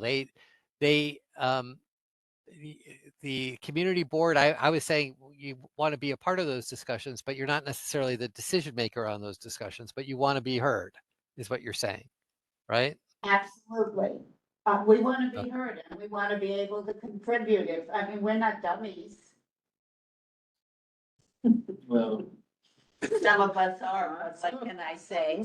But it's, no, you know what I mean. I just don't, I hate to be, put in that Yep. position. Okay, that's fine. I want to be included in the discussion. You can always ask, I mean, listen, it doesn't hurt to ask, that's for sure. And ask for what you want, absolutely. If you Okay, don't so there, ask, you don't get. that's right, that's right. So there are some other, so there are some topic areas of the EIS that they skipped, like, and so these are other topics, and these, I put them in here. There are some things that either haven't found a home yet, or there's things that other people have brought up and we looked into, like for socioeconomic conditions. Unless there's a specific concern that the community board is really interested in exploring, there is no residential displacement or business displacement identified. And they're saying that they're not moving anything in terms of businesses or residents. And so there isn't a socioeconomic section. And so, and if there's voluntary relocation, that's not considered displacement. And so this topic is not studied at all in the EIS, and that's what it said in the scoping document. So should there be something about like the businesses being impacted? So I'm thinking of like, there's that new coffee and sandwich shop, Fletch and Maldo or whatever it's called. And then there's like the barber shop that's right there, like all in that rural area. Imagine Yeah, that would be we should comment that they do need to, check for economic impact for any and all businesses, that, because We're talking about construction impacts, so I don't know if that goes in this section or not. The socio. economic impact on. yeah, no, right. We'll figure out a place for this, because you're right, because they did this in the Second Avenue subway. They had a whole section on, you know, when they were, you know, covering up retail locations with, you know, scaffolding, and they did Yeah. something with this. And that's really what's going to happen here. You have these really retail locations, they're not being displaced, but, you know, they're pedestrians' access to them are being impacted. Yep. You've got a marina, you've got restaurants that face the water that are all going to be affected. You have the poet house that faces the water that will have construction outside. So a lot of these businesses will have impacts, and that does need to be considered. Yeah. But what about people who work at home? Who can't work because of the noise? Welcome to Yep. the PJ. Yeah, I mean, the noise and for people who work at home, we were talking about in the mitigation, but this probably needs to go in construction. This needs to go in construction mitigation. It doesn't go into socioeconomics. It goes into construction impacts. George, does it not go in land use? I mean, that's where I had put it, in our committee, we discussed it, and it was under land use, and the idea that there, you know, seemed to me at least inaccurate to say there would be no business displacement or residential displacement, and that it would affect land use. I mean, people are clearly going to move out and not move into Battery Park City, I imagine. Well, okay, so from a seeker perspective, yeah. From a seeker perspective, like if people make that choice, that's their choice to make, and that's not an environmental impact from a seeker perspective. What this is about is like, you know, you're building this thing and you're moving people out. because you have to displace them. That's And that is Yeah. true for some businesses, for like the marina, for example, and where the wall is. Or the being- restaurant. Yeah, the restaurants, and some of the restaurants around the marina, as well as restaurants along where the wall is, because they're going to be, I don't see how you can Make it be again. in a business if. And potentially so it would be affecting the preschool and restaurants along in the Regatta Building, the restaurant behind Gateway, that's a commercial space, all the restaurants and the marina around North Cove. And then as you slide north, it would be, affect all the businesses that are at the Mercantile Exchange, which include the coffee shop, barber shop that are there, all of those. And then moving further north, you'd hit potentially any of the businesses on North End Avenue. Yeah. Not North End, on, Greenwich. what's the one by the river? Name of the street, Uh, River Terrace. But that, it affects like the Irish Memorial in this coffee shop. Well, but Yeah, I that's what I- think I hear George making a distinction between people who are physically displaced and those who are annoyed. yes. Well, Seeker does. It absolutely does. Right, right. And some of what we were talking about fall into the category of annoyed, like the rest of us, having construction, making it practically impossible to conduct a business. But there are some that will be physically removed. The marina itself will be, those businesses will be displaced during the. Oh, the marina is directly displaced. Oh, they didn't. Yeah. They've been told. Oh, I think they have an error. They have to address that. Okay. I don't think I don't think they properly disclose that in the socioeconomic session. But no one. I mean, they've said it at public meetings, and we had some marina people speak last night, basically begging for another summer before they're evicted. But, I don't know. Let me look into that. This is my catch-all category. I need to do work on these things at the end here. But I definitely want to look into that because essentially they're saying that they don't need a socioeconomic conditions analysis because they're not directly displacing anything. But then they're directly displacing things. So that's a problem. during construction, I mean, it's only during construction, but. Who knows what can But come if back? construction in when- 5 years, that's a. Yeah. No, just from an EIS perspective, the construction impact may be different than a. You're right. You're right. I got to look into that. All right, but this is good. All right, so public health is not studied in the EIS because of the criteria in the seeker manual. Concerns this. So public health is like if you have significant impacts in certain other areas like hazardous materials and air quality, then you might have an impact on public health. And then you evaluate it. And it's only those things, right? It's only the things that you study in the EIS. And the idea is that you study those things in air quality, noise, hazardous materials. So they didn't study it in public health. I know that was a concern that people had raised. It's missing, and it's because these things are in the other sections. All right, yes. How close are we to? And last page. We're almost done. Awesome. Okay, so Awesome. public engagement. So I didn't know where to put this, but there should be a construction advisory committee, which I've already talked about. Sorry, this is a little redundant. Regular updates. Okay, I've already covered this elsewhere. Yes. Delete it here. Financials and maintenance. Please provide details. Eric, hold on. Yeah, hi. So if you said that this is someplace else, that's fine. But I do want to be more specific when you say there should be a construction advisory committee. Okay. This committee, I recommend you have somebody from the contractor, the project manager, because you want to get a direct answer from them, not not a liaison or a public relations rep. So that you can get details, and it also requires the project team to face The public. Yes, And, Yeah. and they can affect the change they can affect change. Directly. And then they can also give you a reason. Maybe they can't, but at least they can give you a reason. Yes, yeah. Yep. So if somehow that can be, requested to have somebody from the project team. And electeds. That's a really good idea.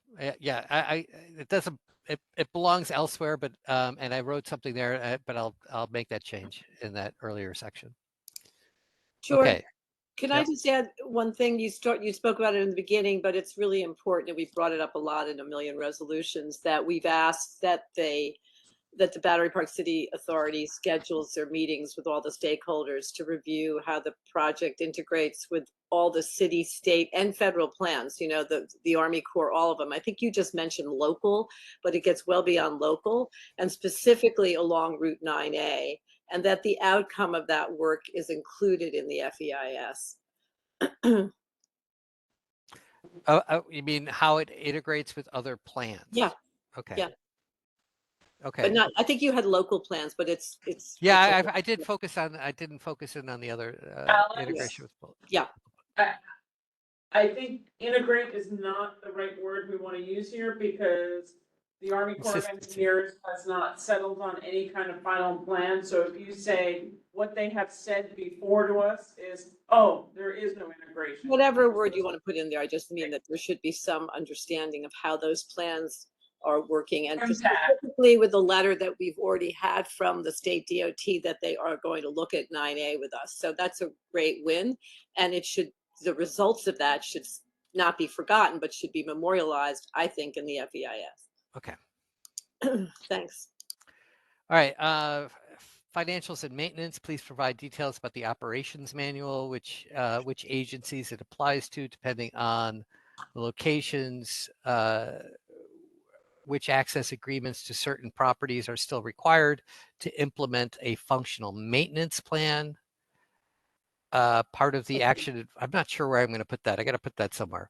But part. Well, George, on operations, I think one way to approach it is that, there are, I couldn't even count them all. There are a whole slew of deployable barriers in this project. And the thing will only work to prevent a flood if all of those deployable barriers are in fact deployed in a rational manner. And I didn't see anything in the draft EIS that indicated a protocol for employment, a timeline for how long it takes to deploy these barriers, as well as whose personnel and what agencies are responsible for the deployment. I understand some of this is still in the works from their side, but it seems to me it is relevant for an EIS, because if it's going to meet the need that's stated, then it needs to work in a flood, and so we should have some description on how. It's a fundamental part of the project description is how it operates, right? Yes. It absolutely needs to be, that needs to be spelled out, right? You don't have to have the contract signed yet, but you have to have your expectation on operations. Yes, it's got to go up front. Yeah, no, I completely agree. It's like the most important part of this, right? Nobody puts up the barriers. It's not very useful. Okay. Part of the action involves changes to property controlled by Hudson River Park Trust. Please explain whose responsibility it will be to maintain and pay for the upkeep of the improvements on Hudson River Park Trust land. Okay, other impacts of the project. Does the project have any impacts to the areas north of Northmore to Canal Street? This area was most impacted by Superstorm Sandy and is more at risk than other areas. If you don't believe that this project will have any impacts on this area, how is that conclusion made? Yeah, I can say that they did the modeling, but I think asking for a little bit more detail is appropriate. An induced flooding analysis. I mean, I looked at the modeling, and it wasn't clear to me that they specifically looked at induced flooding. They did look at impacts on Hudson River Park Trust property, and concluded that it did not have an impact there. And Maybe that also means there wouldn't be induced flooding in neighboring areas, but it would be nice to have that spelled out. Yeah, Yeah. yeah, especially if you're in that area, that's for sure. All right. Yes, wow. All right, so please provide detail on how Battery Park City Authority and agencies will work with the task force at 250 Vesey to move cars off the street. Indicate which agencies will be involved in enforcement during the construction process. Yeah, they're all placard, they're not The private cars. Placards, placard and private. Is this moving car? This is a construction transportation issue, I guess, is where that belongs. Yeah, Yeah. it's construction, right? Okay, that's what I got right now. I mean, I clearly I have some more work to do, especially after this. Deliveries for the businesses that will be impacted. So we should make a comment that there has to be consideration and allowable for businesses to operate, to be able to get deliveries during the project scope of construction. Because they're working on River Terrace and What's gonna happen to all those buildings by Stuyvesant that are so occupied? They're gonna be noisy. And also they're gonna be the gym, More than noise. asphalt green. well, asphalt Probably green is block further away inland. Those buildings are related, They start closing. Rock Road, all those. Correct, buildings. it's everything They that's have on quite the a detailed Stuyvesant resident side. office in here. And then, once they get to the corner behind Stuyvesant, there's that one building there, then they're going all the way down River Terrace. So that's gonna be noisy. If you're facing the water on that side, you're not gonna be happy. For 5 years. But I mean, There noise actually travel, is it's not quite a- just. Quite a detailed noise analysis in the noise chapter with, I think, about 100 receptor locations. And so if you're curious about how noisy it's going to be outside your own apartment, you can look it up and see. And it will certainly be noticeable, if not unbearable.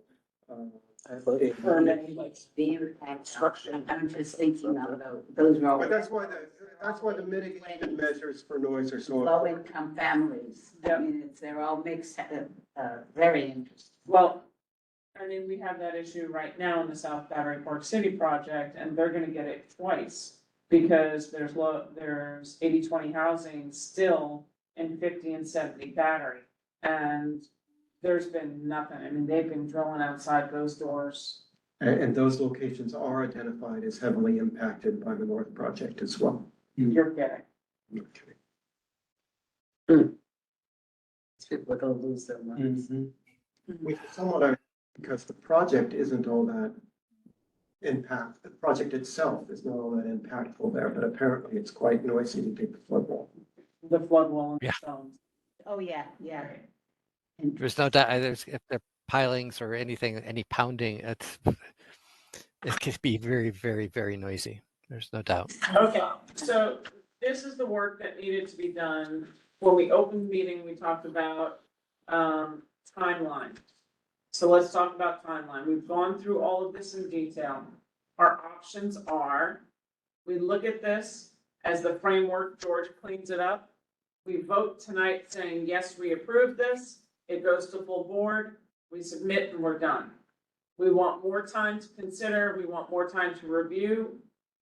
George updates it. We review the updated at full board as new business, pass it there.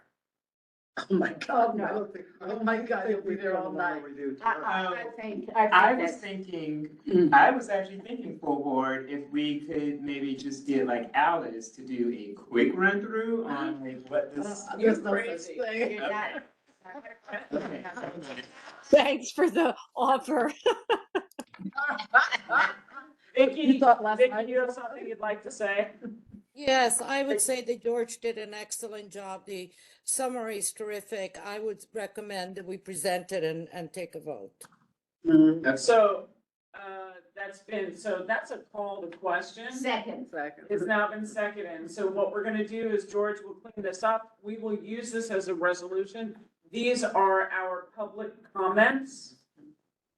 Yeah. And that is our resolution. These are our public comments, and we look forward to seeing all of the questions answered in the final EIS. Correct. I mean, you'll accept a friendly. Can I just ask, is George, you're comfortable with the scheduling? I know you had said earlier, as long as tonight proved to be not too arduous. So do you feel that the 24th is reasonable for you? I mean, I think we need to be. Oh yeah, in terms of cleaning it up, I mean, it doesn't sound like there's anything that was said here that's going to take much time. But I also encourage anybody, if there's some level of detail, they can reach out to me directly. Happy to insert something Okay. special in there. But I think it's all doable, Alice. That's great. Thank you so much. Wow, grateful. Thank you, George. I don't mean to stomp on your feet, but I'll need to have it by 4 o'clock on the 23rd. So it can be uploaded into the Google Drive and accessible 24 hours prior to the full board meeting. Okay, we got it.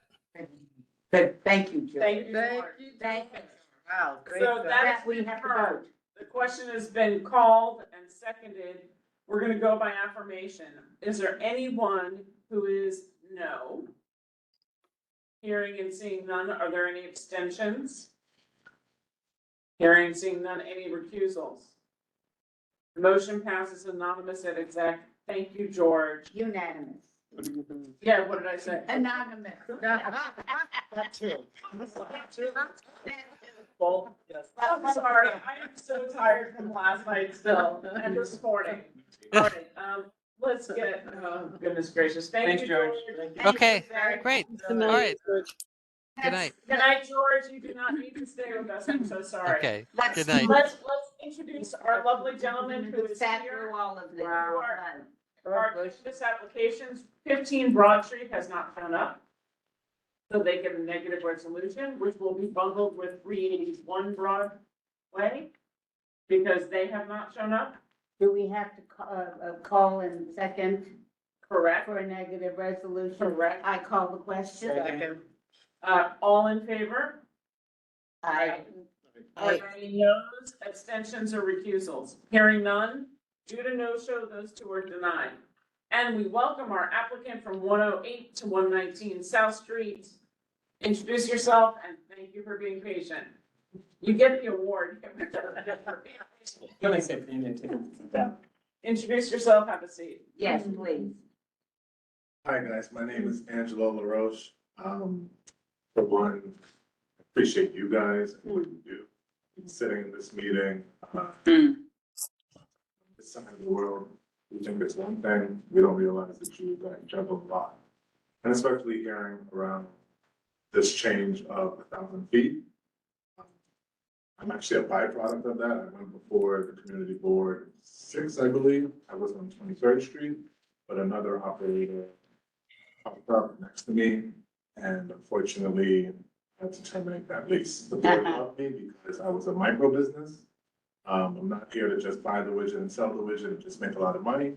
It's actually about the education, the You're gonna have to explain what a micro business is. Absolutely. So, as you know, there are the retail dispensaries all over New York City and all over the state.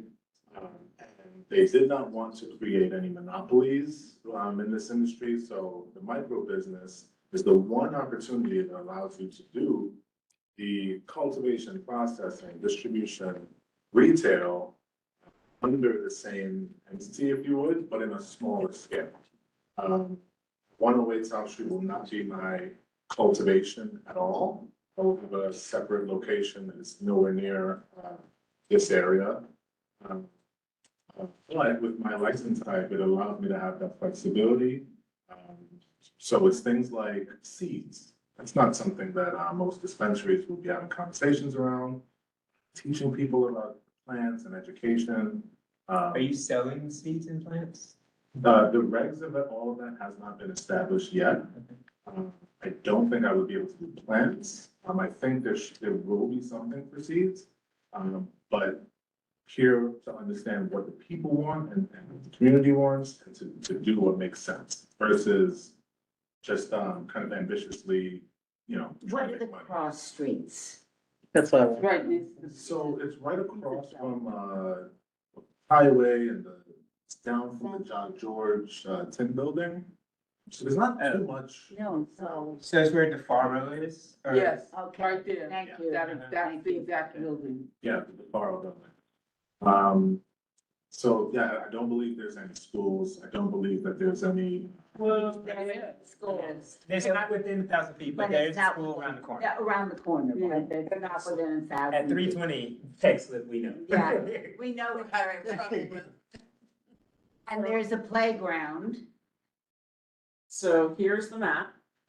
Okay, There we go. let me put on my other glasses. Why did it say 108 to 119? Is it all of the addresses? No, it's a second floor, I believe. Oh, so the second floor from 108 to 119, all of them? South Street. Here we go. It's, Let's see. This is it right here. Put on 3 buildings, they've taken 3 buildings. Oh, Let me okay. see. One, so Okay. they have. I'm trying to picture something in my head. Sounds like near Casanova has. Is this where the wine store is? Yes. Yes. Is it, what's his name? Yeah, it's the, yeah, it's, what's his name? Yeah. Passerella, yeah. You're gonna be on the second The floor, white store. or are you street level? You have to No, be street level. it's both. It's First and second floor. And then, so can you, or do you have it in here? So apologies, I haven't reviewed, yeah, like what the layout is? No, there's no, the pictures are very, you can't, I don't know what the. Yeah, what are these pictures of? Kind of small. Okay. What are these pictures of that we see? That I can't make heads or tails. Right. You got that? I think Put it somebody together. put in the wrong pictures, sweetheart, I'm sorry, but I think they did. Oh, these are Okay. All right, Figure let's it see out. if we can find it in folder. Yeah, and see if we can talk I about. know that you are right down the street from Texlet Park, which is Texlet Park goes from Water to South Street. It's a major children's playground and park. So Are they within the 500 feet? I don't know. no. I don't know, because it's in the middle of the block and you'd have to walk around. So I don't know. Potentially I would think so. by bird, Yes. but by foot, maybe not. Not by foot, by bird maybe, pigeon. Oh, you're being specific about the bird? Yeah. Why not? So it's DeFar's Pizza? Yeah. Yeah, Okay, yeah. Thank you. Just DeFar's Pizza. What's the second floor? That building. So, you know, so I have a question. Yeah. I want to understand. So what, you have the first and the second floor. So what is it going to be? What's it going to look like? Because I I'm don't sorry, have a floor plan. that's the second floor? No. No, He said first. The Forest Pizza is gone, is what you're saying. The landlord was offering both for a reasonable price, and that's the only reason why I kind of took both. But yeah, it's not too big. It's almost the size of this room, kind of narrow. The floor is almost similar in size. So what, I want to understand the space. That's all I want to do, Angela. And how you're Give me gonna a- use it. Yeah. The base would be the retail, more the in and out type of thing. The second floor would be more of a space to learn, to sit down. Does that mean, or I know we don't have the ability to do this yet, but will you then be thinking about using the second floor as a place for people to actually consume cannabis? Again, the reg has been established in New York, if that indeed is something. Alex, you might wanna go on mute. If that indeed is something that works, and works for the community, then absolutely. Again, the space is already tiny, so it would be limited by nature. Where's your balcony? Yeah, you say you have a balcony. You have a balcony. It's in the back, it's not in the back. But that will then you have people, if you. Oh, yeah, yeah, it's a court, it's like a courtyard Maybe place. 14 by 12 feet, it's not big at all. But can you use that space out there? Yeah, it's part of my. The outdoor, Uh-huh. Yeah. in the So back. then there's the fear that people are gonna be smoking weed back there. And I don't know if the neighbors, it's Alice. I would be following all the rules and not here to it's so highly regulated that I wouldn't be against. Well, it is, It's not. Yeah. that's what you That's why heard we're us asking talking questions. about. So I have a question. If that back doesn't, if, Francis, does that back onto any buildings where people Yeah, are the living? ones on Front Street, there's people living on the other side on Yeah, Front Street. yeah. So we Yeah. don't know what's in that area there. Sometimes people have little backyards and whatever. I So- really have no idea what that area looks like. I never even thought of it. Yeah. Small. Do you have any photos with you? Because I'm not seeing any that we have online. Do you have any? Of the actual. We don't have- Yeah, like drawings, anything? What did we get? We got those pictures. Yeah, what we can else? make out. This, I think it needs to be separate. I think the images and the notices. And that's Yeah, it. you That's the talk to picture store. you talk to DeFaros. Yeah, that's it. Do you have signatures No. Signatures, from neighbors? or neighbor. no. Have you? My signed lease. I would say we would need signatures. The other thing that makes me nervous is You you, can come back because we received it August 22nd. Okay, So you can come back to us in October. so, go on. well, I was gonna say, the other thing that makes me nervous is that I think you're asking for live music, which we're very skeptical of, for like DJs. And then can we, That area. Yeah, go in with the music, just the no-go when it comes to. it's not a no-go, but I think generally if like what we would encourage or what we like the most is for basically like background noise versus it being like a DJ. So like we don't want this to If you turn can hear into it a party. outside, Yeah. that's the rule of thumb. Then absolutely not. And you're not like installing additional speakers or anything to like, because we don't want this to turn into a party space. No. Okay. Boxing it. You have 2 floors, does somebody live on the 3rd floor?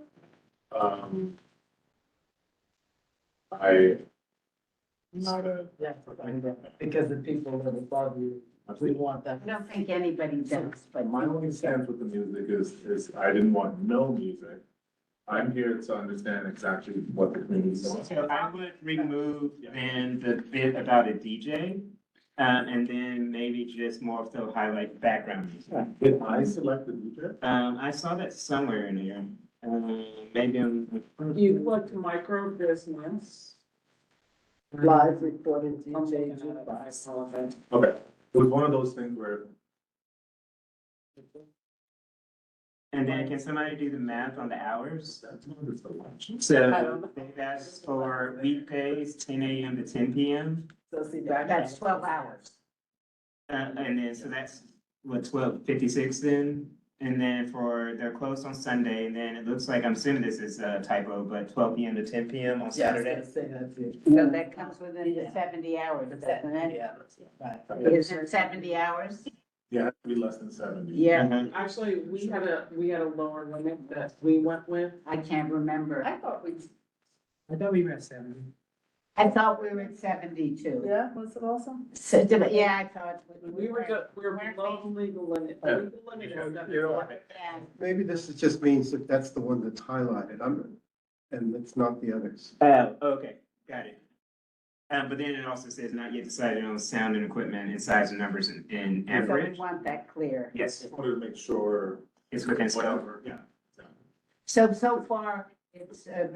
Are you gonna do deliveries? And no, With my license type, it allows for it. But are you going to? and 60 hours, So the question is, Saturday, 1,000 feet of each other, I don't even think. 12 to Will be a 10, marketplace 10 for hours. anyone. So. we've heard 70 from hours like, is what we have. Housing Works that, you know, they're huge, that like they did not get the delivery expectation or like deliveries that they expected. So, we're not discouraging it, but we just want to understand so that we can basically understand if you're going to have cyclists, if you're going to have people going in and out. No, that sort of thing. It clicks no bicycle. It's just, You know, it's funny, right, because my space is small, so cyclists coming in and out, probably not.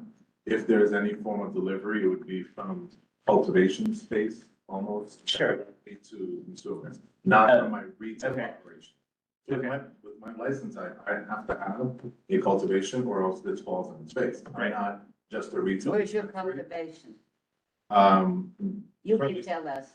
Currently negotiating, I have a LOI out for 14 Warren Street. Trying to be as close as possible, problematic. Still. That's still in the thing in our area. It's not in our, but you've got to check around there, because that's a problem, 14 Warren Street. That entire area is a problem. Well, Yes, we have some that have already been approved, Okay. right? And so we do have the 1,000-foot rule. But this is cultivation, that you won't Yeah, it doesn't have any criteria. retail operation. But do we have some issues? with growing. Growing and lighting and water and? Did they actually, are they actually moving into that space? Because we approved them, but then I noticed that I don't think that they, I'm guessing they didn't get an approval or anything. I have, We have no idea, but I have the same feeling you do, but I'm That not they, sure. because this was just the landlord going for a money grab. Yeah, yeah. That's the Well, black woman that came and then the other company that came in the same space, Yeah, and then the building is not a fan of it, so. But I thought we had issues with grow lights, water, energy. I thought, has that all been decided? I don't think we did. I don't remember, we but did when we did the conversation, and that's part of the thing, if the building can handle it, right? This is a restaurant, it's a pizza place, so clearly they're able to operate a commercial operation of cooking and cleaning. You're talking about. Well, the That's farm. next door. For these guys. no, We're talking about 14 Warren. we're trying to give them a little hint on Warren Street, for Yeah, Christ's I sake. wouldn't go near there. Mm. That's just my opinion. Which, telling them, 14 Warren. I wouldn't either. It's the You old- better old look carefully. building. Yeah. Not only is it old buildings, but isn't that right near the preschool, down the street from It's, 234? there's a, And. there's like a children's dance and something across. There's a medical thing, there are a number of pediatric something. Yeah, or other. You're so right about these landlords, because I'm literally looking at them like, how would this even be okay? And they're Right. like, well, no, they're over That's there. all they want is your money, and then they'll say, screw you, and keep your money. I'm sorry. When you have, your money. Seem to have such a risk and then have red flags and. Mm. Just believe me, when all those residents find out about this, they will all be in. Yeah. All be right here. So be very careful. Yeah, and they're That's why probably I- not here That's tonight why I because asked you. We don't have We 14. really don't want to see you get totally screwed. I Right. mean, that's. Like, we're supportive of cannabis in our neighborhood, but we want it to be successful and be right, Controlled. and control and legal and all these other things. Which brings us to security measures in your location. Had this issue with planning board before. Whatever the community needs, I am here to do. So this, the way that the FAR was set up, it has the ability to have almost like a funnel of flow where there's almost like two checkpoints as you get enter. So that, you know, we can measure that. The space is smaller in terms of surveillance. We will have to obviously abide by all the regulation that's there and anything to keep the company safe. So, Can anybody get in through, is it a balcony or is it a fire station? no, it's a small, like, terrace thing that, Yes. before the person can get into, the way I looked at it. Please. was She said Offering that space, almost enclosing it slightly. But yeah, I think the buildings that are here are pushed out. I'll look, I'll That's big. So the recommendation, I believe, is that maybe you document some of the, more of this stuff and come back to us next month. So that includes, letting us know, or like just maybe making clear, well, one, getting signatures from neighbors, both residential and businesses. Not, and for businesses, not like the employee that's throwing the pizza, but like the business owner. There's, And signatures that are really adjacent to. and Right, close not- proximity. not from a mile away, sort of thing. So like the Paris. Yeah. Anybody that's really low. Like, yeah, like if you can get the owner, but you know, at least the manager. The owner and they're all for it, so. Yeah, I mean, and it's Stone Street, so we get it, but also, we also, I think, approved another place on Stone Street. We did, Yeah, we approved Stone Street. because it was, I live in 3 Hanover, He so I didn't know win. that. If you look at what OCM did, he didn't win the license. That's correct. We actually did support him because he was really very community oriented Yeah. and a vet and all the rest of the stuff that goes with all that stuff. He did not get approved, and, when you look at who was, Wall Street Plaza, Mm-hmm. That was that fancy schmancy place. the, and 130 Water was Okay. approved. So 11 Warren, right? Isn't that what? 14. No, 14, 10. we go to 14. Oh, 14, yeah. That's near the fountain at Penn Hospital, it's on that block. I was just there yesterday. Like That's- Grant Morrissey. So Right across from, Chamber that's pediatrics. Chambers Street has a card license that's Uh-huh. approved. That's the That's Cato Patriot. Sabo Group. And that's at the corner of Chambers and Church. That's where a Patriot used to be. Mhm. Uh, Also, we need to get confirmation that this is handicap accessible. yeah, So if you can just kind of bring back either like pictures or things that people can get in. Application is not complete. So So what was there's no 1,000 feet, because now you've got, if you were looking at Warren Street, there's 74 Warren. But is that the same for this, that would be his growing place? Right. If the growth that- doesn't follow the same Not, criteria, I You didn't can think, grow anywhere. yeah, ultimately, yes. remember that Never did problem? good, right? The city of yes. Yes, I warned you guys with this already issue of below 1,000 feet and being on top of, the school is here and the playground's right there and it's not. In addition to that is this issue where there's not too many of us. If you look at, the map, you'll see Yeah. a handful of micros. I'm not sure if every micro will have, their operation within the city, like the way I'm talking about. But it does pose an issue because where else can any of these businesses go, and it's vertical versus, right, spatial. Well, but you know what? If you're in an office building on a 40th floor Yeah. and nobody knows, who cares? Right? Yeah. You're but in. remember the city of yes, you can have people living there, you can Well, have that's this. bring up an issue of security and Here, transportation. this is, They Zach actually- put this up. So our suggestion, I think, all of us, is that you come back next month. We've got time, but listen to what we need. You need signatures, update your application to say the type of noise and music you'll have. We'll also need a security plan. So like being specific about like, you're gonna have a security person at the Okay. front door that's checking IDs, all that jazz. You have some kind of security Same day as full provision board. indoors Then- to, support securing yourself and your Next employees. month. Pictures of the So if space. he can, well, If you could do, or if you have any kind of drawings or anything about how you would lay out that space, that's really helpful. And then any kind of signage that you would have outdoors for, one, we're very specific, but also the law is very specific about what kind of signage you can have outdoors. And then, I think hours are fine. no, Anything, again, pictures around ADA, just kind of supporting that, because that's important. Did I forget anything, Pat? Yeah, it sounds good. Okay. And then we can kind But of. we really wanna see that balcony, pictures of that balcony and make sure. Yeah, and understand how that's gonna See, be. but No one can get in there. if, there is a 1,000-foot rule mm-hmm, for micro businesses. Hey, guys, I couldn't keep my original place Yeah. because of that 1,000-foot rule, and it's bizarre that they're changing it now. Because literally just yesterday, I got an email from the OCM saying, your 23rd Street address, is not viable. So you you can use that space for cultivation, processing, distribution, that's it. So I can actually have that grow in that space. It's a retail space though, so I would never be able to use it. yeah. But it means that those cultivation and processing and types of spaces do not follow these criteria. And that was confirmed by receiving that. So there's that.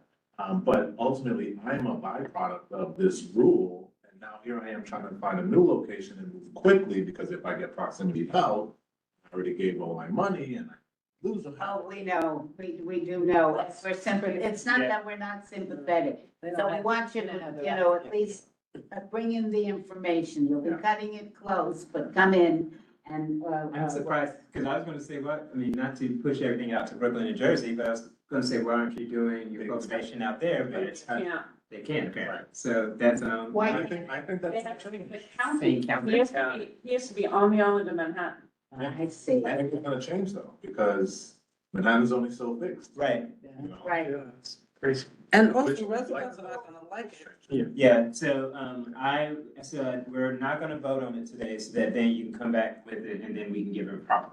Come back to executive next month, we won't have this giant hellacious. Yeah. Yeah. We'll take a look. All the problems. Okay, thank you Thank very you for coming in. File for your extension already. I saw a note that went up to OCM, which would get you through the 22nd, possibly the 23rd of October, which would put you right in time to come to us for our executive, and then we vote at full board and off we go. Yes. Awesome. So next month, it would be what day exactly? When's exact? That's a great question. Let me go up. It's a third Thursday. It's not because of the holidays. Oh, shit, I don't, sorry. So, It's October, right? The holidays have moved almost. my mother rolls over in her grave. It's the 17th. It's October 17th. So you come back to us October 17th, we would be voting at our full board on the 22nd. And I think it's being great check. Yep. All right. If you can have any mock-up drawings, that's always nice to know. Take a look through the, Is there any specific residential buildings you should be targeting?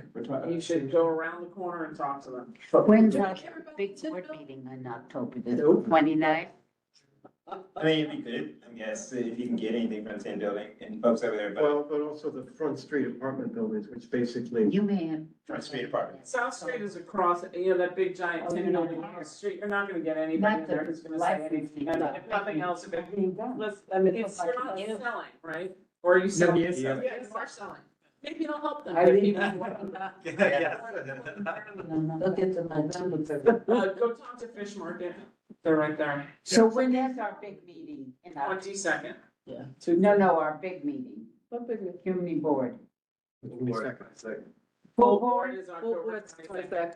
And so when is the exec? 17th. 17th. Okay, full board is the 22nd.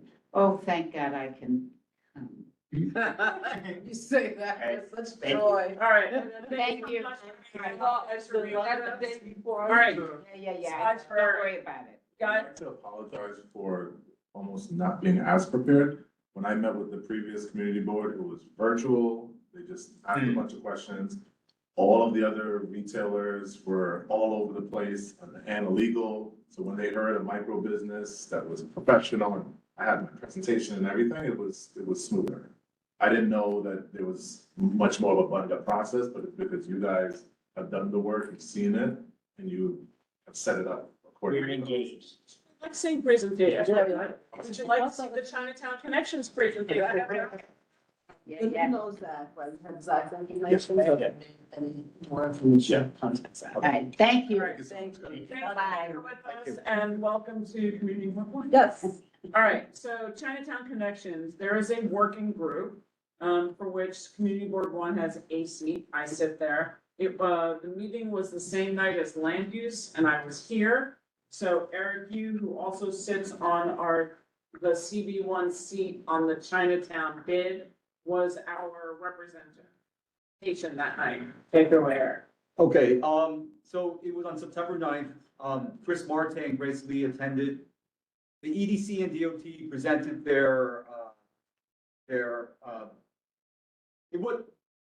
they just selected a designer. Really, that was it. They didn't have any sketches yet. They selected Marble designs for it. To build this gateway arch at Chatham Square, to redo the intersection of Park Row, Worth Street, St. James Place. And the DOT, they presented their traffic counts that they did in May. They're still working on their analysis. I asked how Park Row can be opened temporarily for them to have additional data, but they said that they didn't want to, because if you open up the road, then it takes 6 months for the traffic counts to reflect what people would get used to.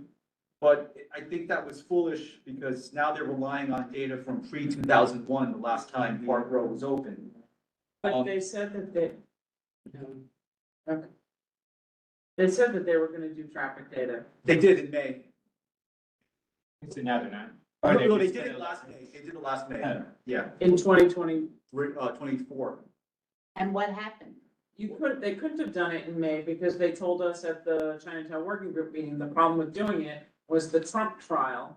And because the streets were all closed off, they couldn't do the appropriate counts because they could only do the traffic counts on the one day that the trial was not running.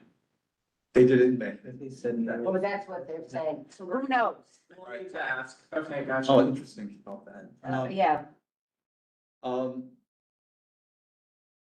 So, I asked the EDC to asterisk their bicycle counts, because Tammy, as you mentioned last time, it might be a little higher due to the bike path diversion along the East River, and they said they would because of the sharrows that they put in. Yeah. Someone asked to receive the presentation prior to the meeting, which brought a little consternation from the EDC. They felt that they didn't have to do it, but a lot of people felt for them to have meaningful questions, they should be able to see it in advance. They didn't agree to do it, but they said they're available for questions, but that was a. They should be. I mean, even to do it the same day, like in the morning, that would be appreciative as well. That's a good ask, actually. Yes, it is a good ask. And was that asked? at the Such arrogance. Yes, that was, but they said they wouldn't, the EDC. I asked why the NYPD was not present at the meeting. They were busy. And how we can be included, when the EDC and the designer meets with them, because Good. they're always, NYPD is this silent block that has the power to veto things because of security reasons. And, they said that they will include it in the future, but I don't, Is it NYPD or is it Fed? Yes. both. But I think it's primarily NYPD because they have the checkpoint, but it's both. Because every time, a lot of it on Liberty Street is Fed. So here's their engagement recap completed to date. And now this is where they're going for the gateway and what it should be. And again, I'm not gonna integrate or comment because these are their slides. Eric attended to give more color on what was said. This is the gateway that they're looking at. Remember, this needs to be funded. So the only thing that is funded is a design competition. The actual building relies on Chinatown fundraising. For them to come up with the money first, and then they would get reimbursed. Yeah. Was that approved? The slides of. No, those are samples. No, that was from Boston's on the right, and I think that one. Seattle and then. Seattle, okay. And British Columbia. Yep. And so September was the meeting, that's the Chinatown Working Group that Eric was at for us. There's supposed to be another set of meetings in October, November, and December. They are working to go very quickly. We saw today that the bus, here's Marvell. The bus changes to Park Row with the bump out that they presented to CB1 has actually been concrete poured. We saw that the windows today. Yeah, Yeah. I sent a picture, I actually took a picture of it, yeah, the bump out. The way that they're doing it, heading north on Park Row, the bus, the M109, I forgot which one, it's only can accommodate, the M9, it can only accommodate that bus. So when the bus stops there can be no traffic that passes it, so you're creating an impediment to traffic flow. Many of us thought that is their way of telling us that they're not gonna open Park Road to private traffic. Oh, I think that's a very. They can take straight out. I think for me, the greater concern that I have is you are asking pedestrians who are trying to get to the bus to cross through a double bike lane to get to an island to then get to the bus. So we'll see, and we'll see how that works. And especially a lot of elderly people, lots of elderly And people. people with children. They're all. And we need to see the curb cuts, when it's cured and stuff. The traffic study, we do need to have some follow-up information, which we should reach out to DOT. I know Betty's here listening all of this. Because they advised us at the meeting, if you look back to the meeting schedule. This is upcoming, the past ones, they told us in May, that when we were talking about it, that they were having troubles with the study because of the court cases and all the protests and everything. So I don't understand how they could have then got the study done in May, when they specifically told us that the study went through the end of the school year. So, The DOT rep also said they did it in May to do it before the school before the school year ends. which is June 27th. All right, so we'll just have to ask, because it's not, the timeline does not seem like it matches what they told us originally and what they told us in the working group. It's a data collection completed May 2. Yeah, that's what they're talking about, is they did can't do car counts, but they did bicycle counts and pedestrian counts.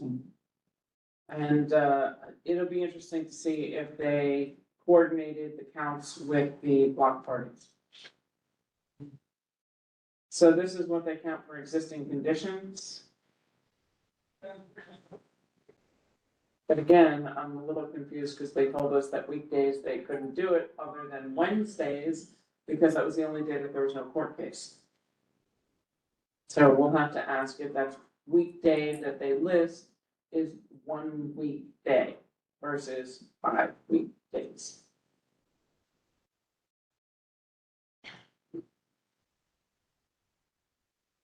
Why couldn't they do it the week after the trial ended?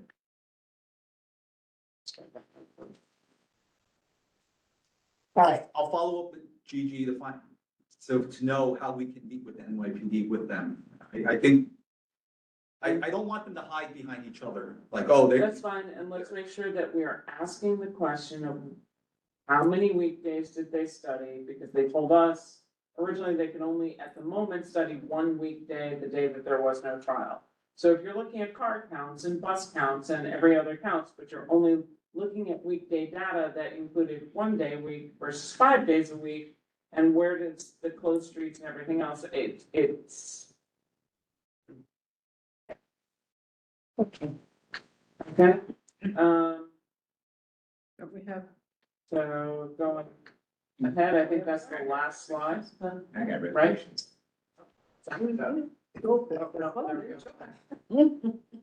Okay, here's the traffic study ins and outs. And again, it's a little hard to understand because the amount of traffic that you have on St. James is directly related to the fact that Park Row is closed. Correct.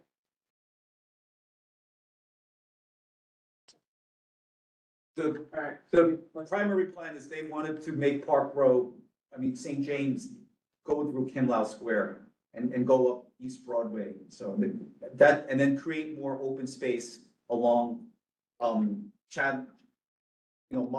and Chatham Square. So, I know. but, yeah, It makes no sense. right. So those of us who go down there all the time, it makes no sense. Yeah. Okay, we move. So we're just going through, so October, we'll have more meetings. I'm gonna ask if they can do a presentation to CB1, as long as you're calling Gigi, if you don't mind asking, because there's enough questions that were raised by a variety of different chairs around the table that it does not make sense to many of us. Yeah, Okay, let's get the presentations that shared to the full board so they can see it in relation to this and they can digest it on their own so we can form questions. We are not doing budget tonight. I am not doing committee reports because it's 8:30 unless you have something that you want to light your hair on. We just want you to know about. we have a couple of things. What, which? Okay, so, Fulton Street, Fulton, License- and one, Oh, yes, Blue Heaven, is Yeah. that, so, the old Ainsworth, the problem again, the people that came in that wanted 4 The AM, thought that they were supposed to get it like that. The hotel's still a problem? no, It's this this is bar, the this is bar the now. bar. TV Blue bar, Heaven and is they, now. we Used to be gave them Ainsworth. till, That's the hotel. 2, and they want 4. Street. And they've come back, and why don't they get 4? They want 4. Yeah, you And, told us to wait, we were supposed to get 4 now, you know. and the people live around there, and they've asked, and they, 4 is Well, a lot. nobody came, nobody, but one thing that we didn't, and it's after the fact, and I admit that we didn't pursue it from that way, because they kept saying, why are why are you limiting us to this? And we had decided as a committee, we have different times for all the different areas, and that's the time for for that area, and that's Did they what. sign the step? No, they refused to sign the stick, Yeah, so I have to because- go, And we went to the SLA, and the SLA gave them 2 AM. yes, the first time. The first time. And now they're probably gonna go back again, because we're recommending that we're gonna deny them. Well, but we were willing to Oh, give right, them an right. hour on the Gabriella. weekends, and they Right. didn't like it. Wait. This is on Fulton Street. Yeah, This is the hotel. it's not a No. hotel, It's it's across a the bar. street, it's It's a the bar bar. across the street. Okay, this hotel is No. called the Ainsworth. This is not called. No, I said it's an old bar. This is Anyway, Fulton and where? Is this Fulton? Fulton and Dutch, right Okay. there. yeah. So, and there are people who live around there, the real issue that just everybody should put their heads around is that it's not just the hours. It's that they can't control their people when they leave, and they're dead drunk, smoking in the street, under people's Throwing up. windows, and throwing up. And the potential for students, because that's a heavy paced area. And with that being the only place there, they're gonna go there, and you've seen it. Yes. When it's been like crazy there, So that'll be a negative resolution and the board just needs to understand that and you will have to go back to the SLA. Yeah, When did they first come to the community board? I remember. 2 years ago, Oh, 2 years. years ago, and So, and there's only one other thing I want you all to know. Australia, and they were having this. We have a real we have two other problems. One, they're Oh. coming back, and so it's on Broad Street, and we Oh. don't have to deal with it. But Maxwell's. Maxwell's has been a tremendous Yeah. problem. And so we have Zach wrote a letter to the SLA. They're not up for a renewal till December. But the problem is noise, everything. And they've got It's well documented, the residents went through the MEND arbitration, discussion, So doesn't negotiation. that go to quality of life then if it's a issue? It's been in, it hasn't gone to quality of life, it stayed in licensing because there was questions on the fact of their hours that they were granted, the differences between changes in office staff and personnel and questions, so we kept. And it like- events and various things that are not within the stipulation. So we're not gonna meet with them.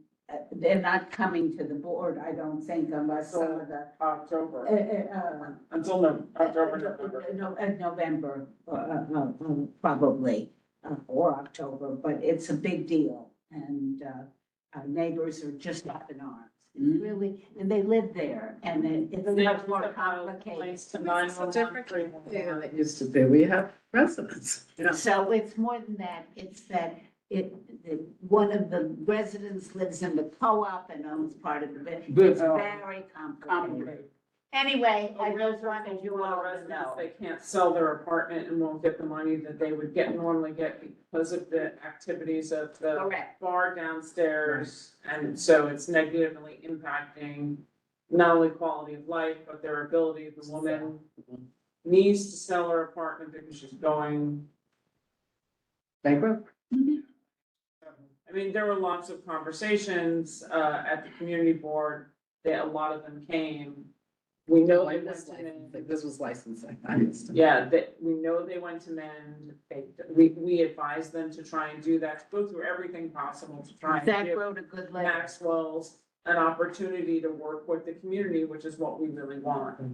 But at the moment, they're a restaurant licensee operating a private club and an event space. So can I just say very quickly, the best one, Tammy, I can say this, the best one, Remember your own recording. no, I can't say it. Thank you, Tammy. Do we want to end the meeting? Yes, I vote to, all the. Thank you very much.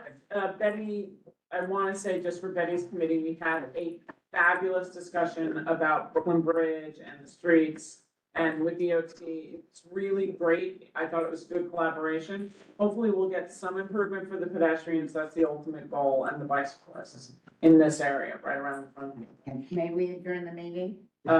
Motion to adjourn is accepted. Accepted. All right. Thank you, everybody. Have a great night. So.